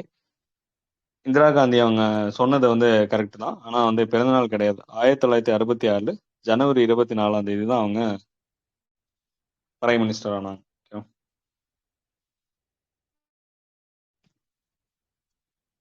அங்க வந்து தேசிய குழந்தைகள் தினம்னா ஜனவரி 24. நமக்கு தமிழ்நாட்டுல பெண் குழந்தைகள் பாதுகாப்பு தினம்னா எப்ப? Feb 24. Feb 24. ஏன் அந்த அன்னைக்கு என்னது? Jayalalitha birthday. ஓகே, ஜெயலலிதா அவங்களுடைய பிறந்த நாள் வந்து இங்க ஜனவரி 24 இந்திரா காந்தி அம்மையார் அவங்களுடைய பதவியேற்ற தினம்.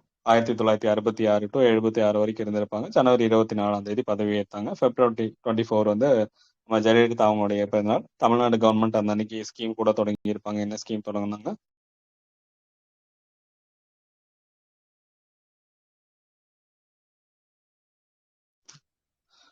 முதல்வர் மருந்தகம் வந்து தொடங்கியிருப்பாங்க. ஓகே, அதே மாதிரி நமக்கு தேசிய பெண்கள் தினம் எப்ப?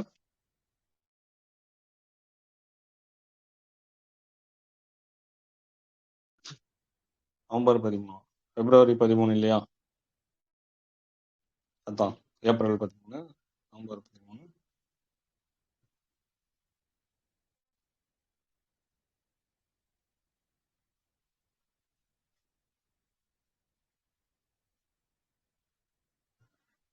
February 13ங்க.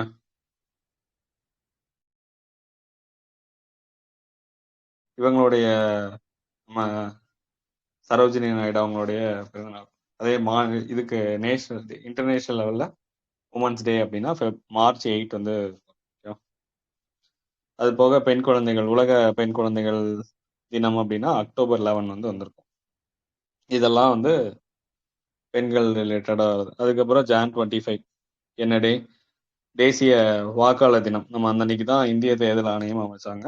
1950. டூரிசம் டேவும் அன்னைக்கா? ஓட்டர்ஸ் டே, ஆர்மி டேவா? ஆர்மி டே வந்து அப்பவா? ஜனவரி 15 கிடையாதா? ஜனவரி 15 தானுங்க.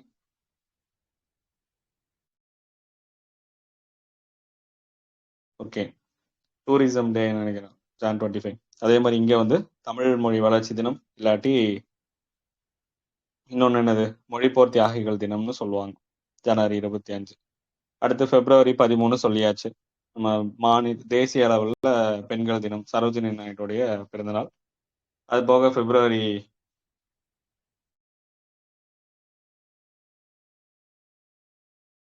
2 வந்து நமக்கு ஈர வேர்ல்டு வெட்லாண்ட் டே வந்து சொல்லியிருந்திருப்பாங்க. February 4 வந்து வேர்ல்டு கேன்சர் டே. ஓகேவா? இதெல்லாம் Februaryல வருது. February 28 வந்து national science day, Raman effect. அடுத்து மார்ச்ல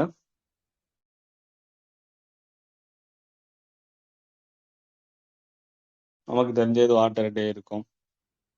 நிறைய வரும்ல. March 20 வந்து சிட்டுக்குருவிகள். March 1 வந்து ஜீரோ டிஸ்கிரிமினேஷன் டே. அடுத்து சிட்டுக்குருவி தினம், காடு.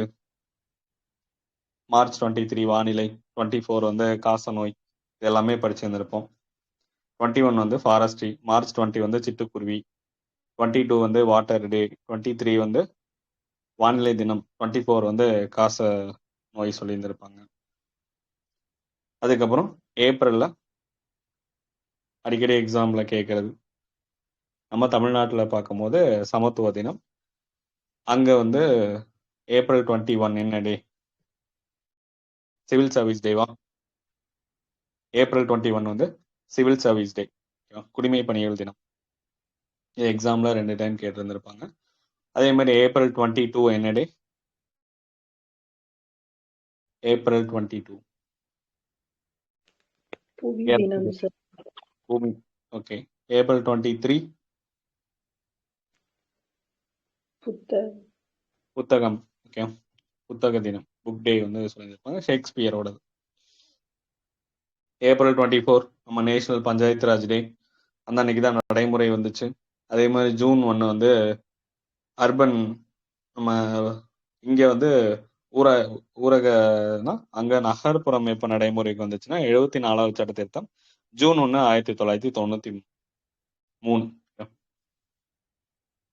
அடுத்து மே 11 நேஷனல் டெக்னாலஜியா, நம்ம தேசிய தொழில்நுட்ப தினம். எதனால? 1998 நம்ம பொக்ரான் டெஸ்ட் வந்து பண்ணியிருந்திருப்போம். வாஜ்பாய் வந்து பிரைம் மினிஸ்டராக இருந்திருப்பாங்க, ஏபிஜே டெஸ்ட் பண்ணியிருந்திருப்பாங்க. பொக்ரான் 2, அப்போ பொக்ரான் 1 1974 ஆப்ரேஷன். பேர் ஏதாவது வச்சிருக்காங்களா? ஸ்மைலிங் புத்தா. செகண்ட் வந்து ஆப்ரேஷன் சக்தி. மே 11 இண்டிஜினியஸ் ஏர்கிராஃப்ட் வந்து டெஸ்ட் பண்ணியிருந்திருப்பாங்க. இது எல்லாமே ஒரே நாளில் நடந்திருக்கும். அதனால தான் அந்த மே 11 வந்து தொழில்நுட்ப தினம்னு சொல்றாங்க. மே 22 நமக்கு ஏப்ரல் 22 பூமி தினம்னா, மே 22 பயாலஜிக்கல் டைவர்சிட்டி டே. நமக்கு பயாலஜிக்கல் டைவர்சிட்டி ஆக்ட், இப்போ உயிரியல் பன்முகத்தன்மை சட்டம் 2002, அதுக்கான விதிகள், ரூல்.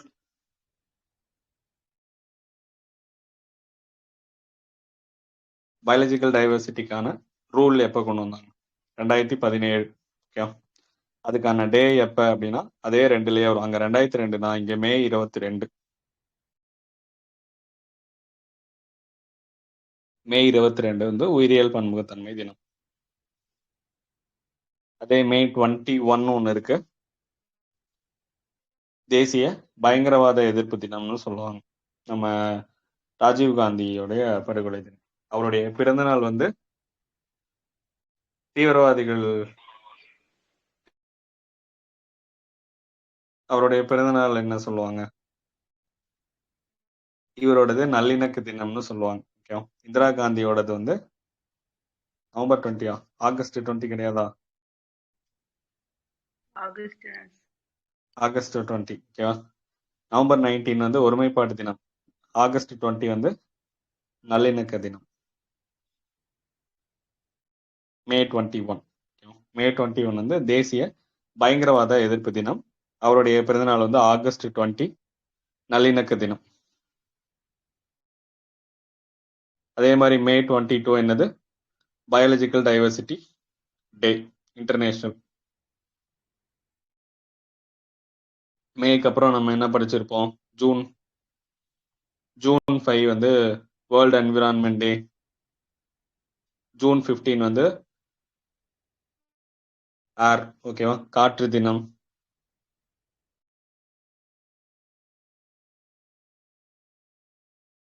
ஜூன் 12 படிச்சிருக்கம்மா, குழந்தை தொழிலாளர்கள் எதிர்ப்பு தினம், ஜூன் 12.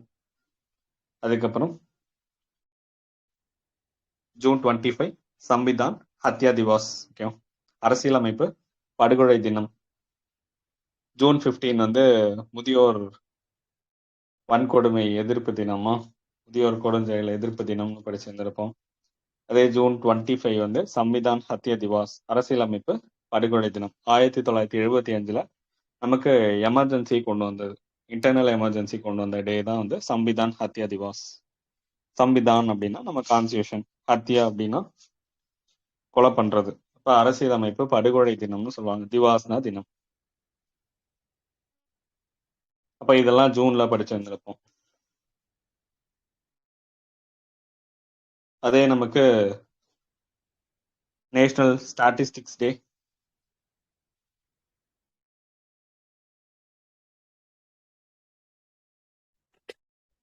மஹலனோபிஸுடைய பிறந்தநாள் ஜூன் 29. தமிழ்ல வந்து தேசிய புள்ளியியல் தினம்னு சொல்லுவாங்க. அப்ப தேசிய புலி தினம் இப்ப புள்ளி வந்து ஜூன் 29ன்னு சொல்லிட்டீங்க. புலி வந்து ஜூலை 29. ஓகேவா? அது ஜூன் 29 புள்ளியியல், ஜூலை 29 வந்து தேசிய புலி தினம்.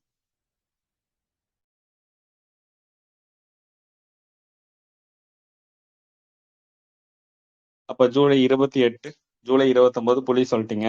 புலி என்னன்னு சொல்லுவாங்க? தமிழ்ல படிச்சிருந்திருப்போம்ல.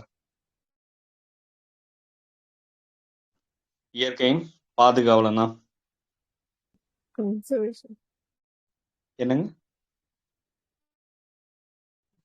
இயற்கையின் பாதுகாவலன். ஓகேவா? Conservation. இல்ல கிளியரா இல்ல. Conservation. ஓகே. நம்ம world nature conservation day. Okay. Symbol of nature அப்படின்னு சொல்றாங்களா புரிய? நம்ம அதாவது கன்சர்வரா இருக்கும், நேச்சர் இயற்கையுடைய பாதுகாவலன்னு சொல்லுவாங்க. அப்ப ஜூலை 28 என்னன்னா அந்த இயற்கை பாதுகாப்பு தினம். அப்ப இயற்கையின் பாதுகாவலன் யாரு? புலி. அப்ப ஜூலை 28 வந்து இயற்கை பாதுகாப்பு தினம் அப்படின்னா ஜூலை 29 புலி தினம். புரியுதா என்ன சொல்றேன்னு?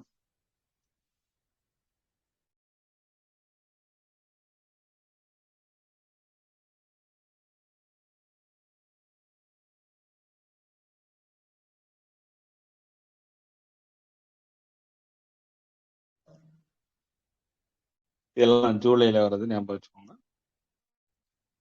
ஆகஸ்ட் நமக்கு தெரியல, இப்பதான் சொன்னது. ஆகஸ்ட் 20 வந்து நல்லிணக்க தினம், சத்பவன் திவாஸ் அப்படின்னு சொல்லுவாங்க. ராஜீவ் காந்தியுடைய பிறந்த.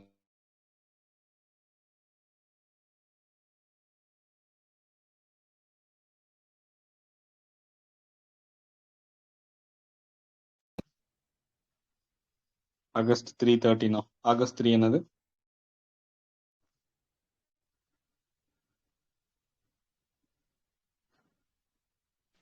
வேர்ல்டு ஆர்கன் டொனேஷன் சொல்றாங்க சார். Organ donation. தமிழ்நாட்டுல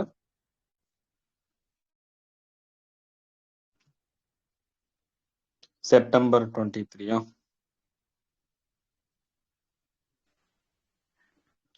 ஹார்மோனி டே ஆகஸ்ட் 20.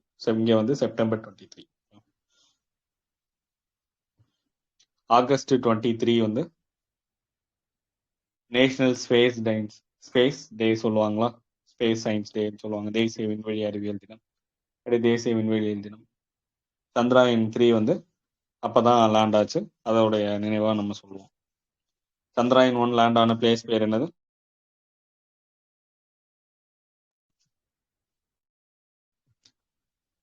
ஜவஹர் பாயிண்ட். சந்திராயன் 2 வந்து திரங்கா. நம்ம எப்படி சுதந்திரத்துக்கு கஷ்டப்பட்டோமோ ரெண்டாவது சந்திராயனும் கஷ்டப்பட்டுச்சு அப்படின்னு சொல்லிட்டு அதுக்கு பேரு திரங்கான்னு வச்சிருப்பாங்க. சந்திராயன் 3 வந்து அதோடைய லேண்டிங் பாயிண்ட் பேரு சிவசக்தி பாயிண்ட். ஓகே. பெண்கள் நிறைய பங்கேற்றிருந்திருப்பாங்க, அதனால சிவசக்தி அப்படின்னு பேர் வச்சிருந்திருப்பாங்க. இது ஆகஸ்ட் 23. அதுக்கப்புறம் என்ன டே இருக்கு? செப்டம்பர் 5 டீச்சர்ஸ் டே தெரியும், ராதாகிருஷ்ணனுடைய பிறந்தநாள். ஆகஸ்ட் 29 வந்து ஸ்போர்ட்ஸ் டே சொல்லுவாங்க. நம்ம தயான் சந்த் அவருடைய ஹாக்கி, ஓகே, மேஜிக் மேன் அப்படின்னு சொல்லுவாங்க. அவருடைய பிறந்தநாள் வந்து தேசிய விளையாட்டு தினம்.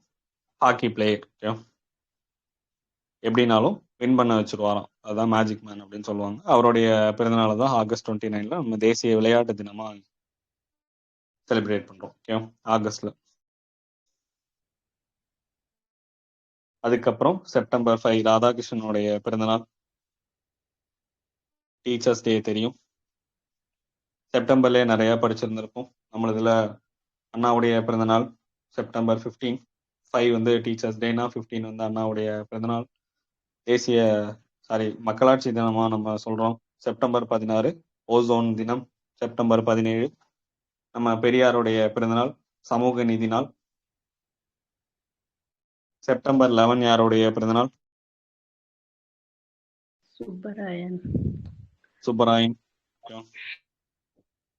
திராவிட தலைவர்கள் எல்லாமே செப்டம்பர்ல பிறந்திருப்பாங்க.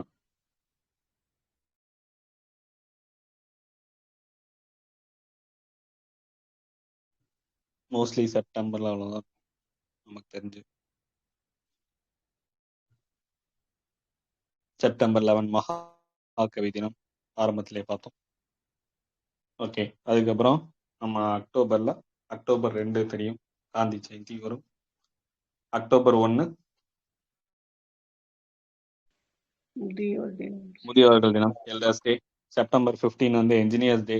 எதுக்காக?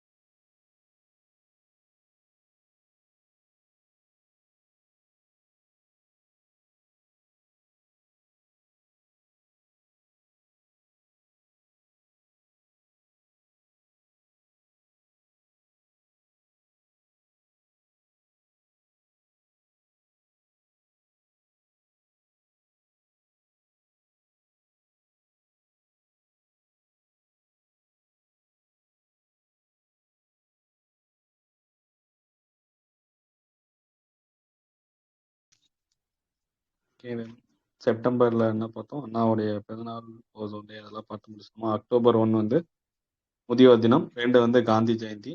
அக்டோபர் 15 யாருடைய பிறந்தநாள்?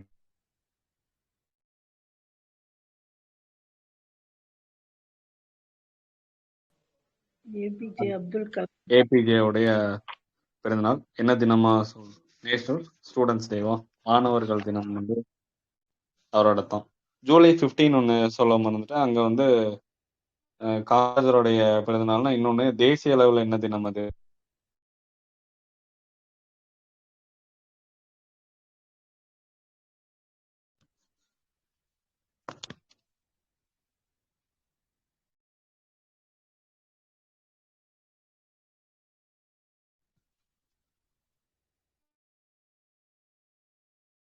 நேஷனல் யூத் ஸ்கில்ஸ் டே எப்பங்க?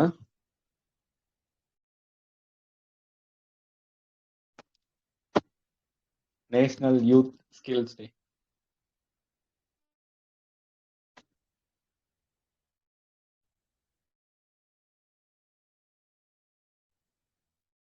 ஜூலை 15. ஓகேவா? நம்ம அன்னைக்கு தான் ஸ்கில் இந்தியா திட்டம் வந்து ஜூலை 15 தான் தொடங்கணும். ஞாபகம் வச்சுக்கோங்க. ஆகஸ்ட் 15, அக்டோபர் 15 வந்து ஏபிஜே உடைய பிறந்தநாள். அக்டோபர் 31 வந்து நம்ம வல்லபாய் பட்டேலுடைய பிறந்தநாள். அக்டோபர் 31. நவம்பர்ல மௌலானாவுடைய அக்டோபர் 16 வந்து வேர்ல்டு ஃபுட் டேவா? Okay, world food day. October 17 வந்து பாவர்ட்டி அலிவேஷன் டே, வறுமை ஒழிப்பு தினம். எல்லாம் அக்டோபர்ல நம்ம படிச்சிருந்திருப்போம். மௌலானா அவருடைய பிறந்தநாள் வந்து நவம்பர் 11, நேஷனல் எஜுகேஷன் டே, தேசிய கல்வி தினம். கல்வி வளர்ச்சி தினம் ஜூலை 15 படிச்சிருந்திருப்போம். லிட்ரஸிக்கு, எழுத்தறிவு தினத்துக்கு, எழுத்தறிவு தினம் செப்டம்பர்ல வருமா?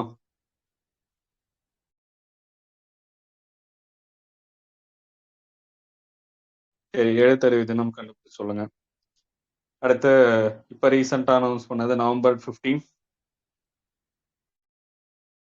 ஜன்ஜாதிய கௌரவ் திவாஸ், பழங்குடியினர் பெருமை தினம் அப்படின்னு சொல்லுவோம். பிர்சா முண்டாவுடைய பிறந்த நாள். ஓகே, அது வந்து நவம்பர் 15. அடுத்து நவம்பர் 19 வந்து யாருடைய பிறந்தநாள்?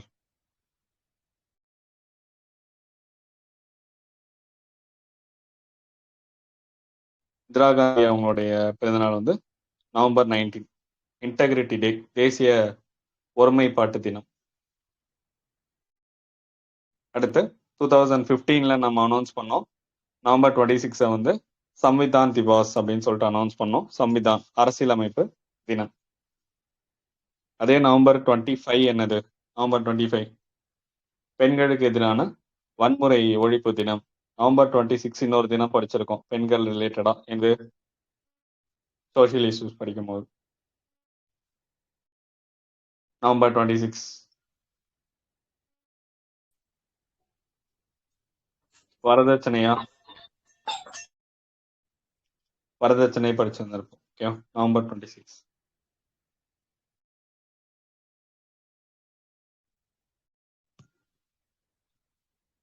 அடுத்து டிசம்பர்ல December 1 world AIDS day.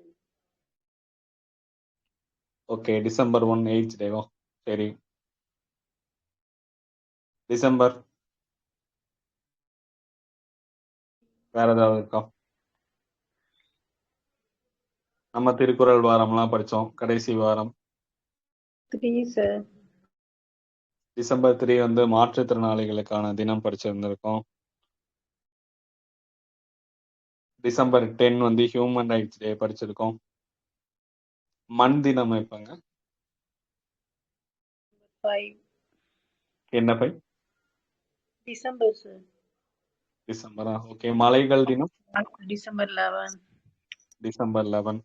Okay. December 22 வந்து அப்படியே டபுளா போட்டீங்கன்னா தேசிய கணித தினம். மேக்ஸ் யாருடைய பிறந்த நாள்? ராமானுஜ்.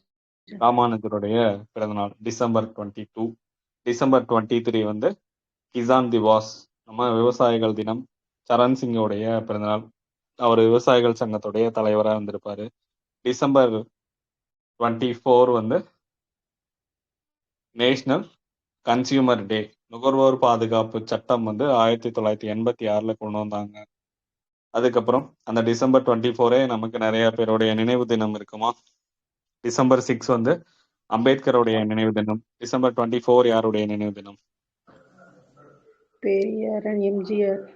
எம்ஜிஆர், பெரியார் அவங்களுடைய நினைவு தினமா இருக்கும். அடுத்து டிசம்பர் 25 வந்து குட் கவர்னன்ஸ் டே. நம்ம வாஜ்பாயோடைய பிறந்தநாள் படிச்சிருந்திருப்போம். அக்டோபர் 24 வந்து யூஎன் டேவா? அக்டோபர் 24 யூஎன் டேனா நம்ம இப்ப human rights day, human rights commission தொடங்கணும். அக்டோபர் 12 தொடங்கியிருப்போமா? அதுக்கப்புறம் டிசம்பர் வேற ஏதாவது இருக்கா?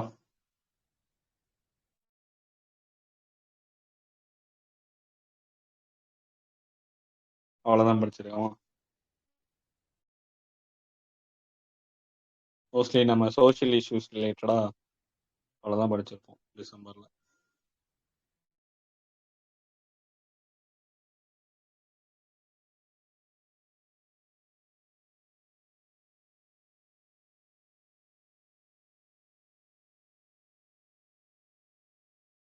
ஹியூமன் ரைட்ஸ் டே சொல்லியாச்சு. டிசம்பர் 10. முதியோருக்கு எதிரான கொடுஞ்செயல் தினம் ஜூன் 15. பெண்களுக்கு எதிரான வன்முறைகள் ஒழிப்பு தினம்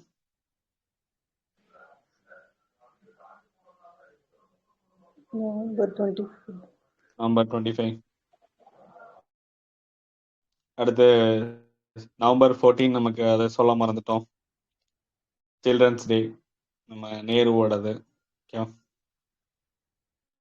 நேஷனல் மில்க் டே இப்பங்க, தேசிய பால் தினம். சம்விதான் திவாஸ் இப்ப நவம்பர் 26. அதே தான் வந்து தேசிய பால் தினம். வர்கீஸ் குரியனுடைய பிறந்தநாள்.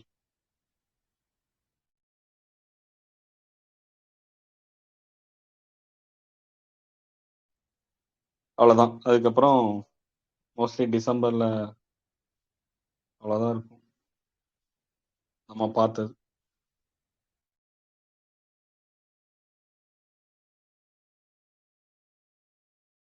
சரி, முடிச்சிடலாமா? பக்தவத்சலம் அவ்வளவுதான். அதுல பெருசா கண்டென்ட் ஒன்றும் இருக்காது.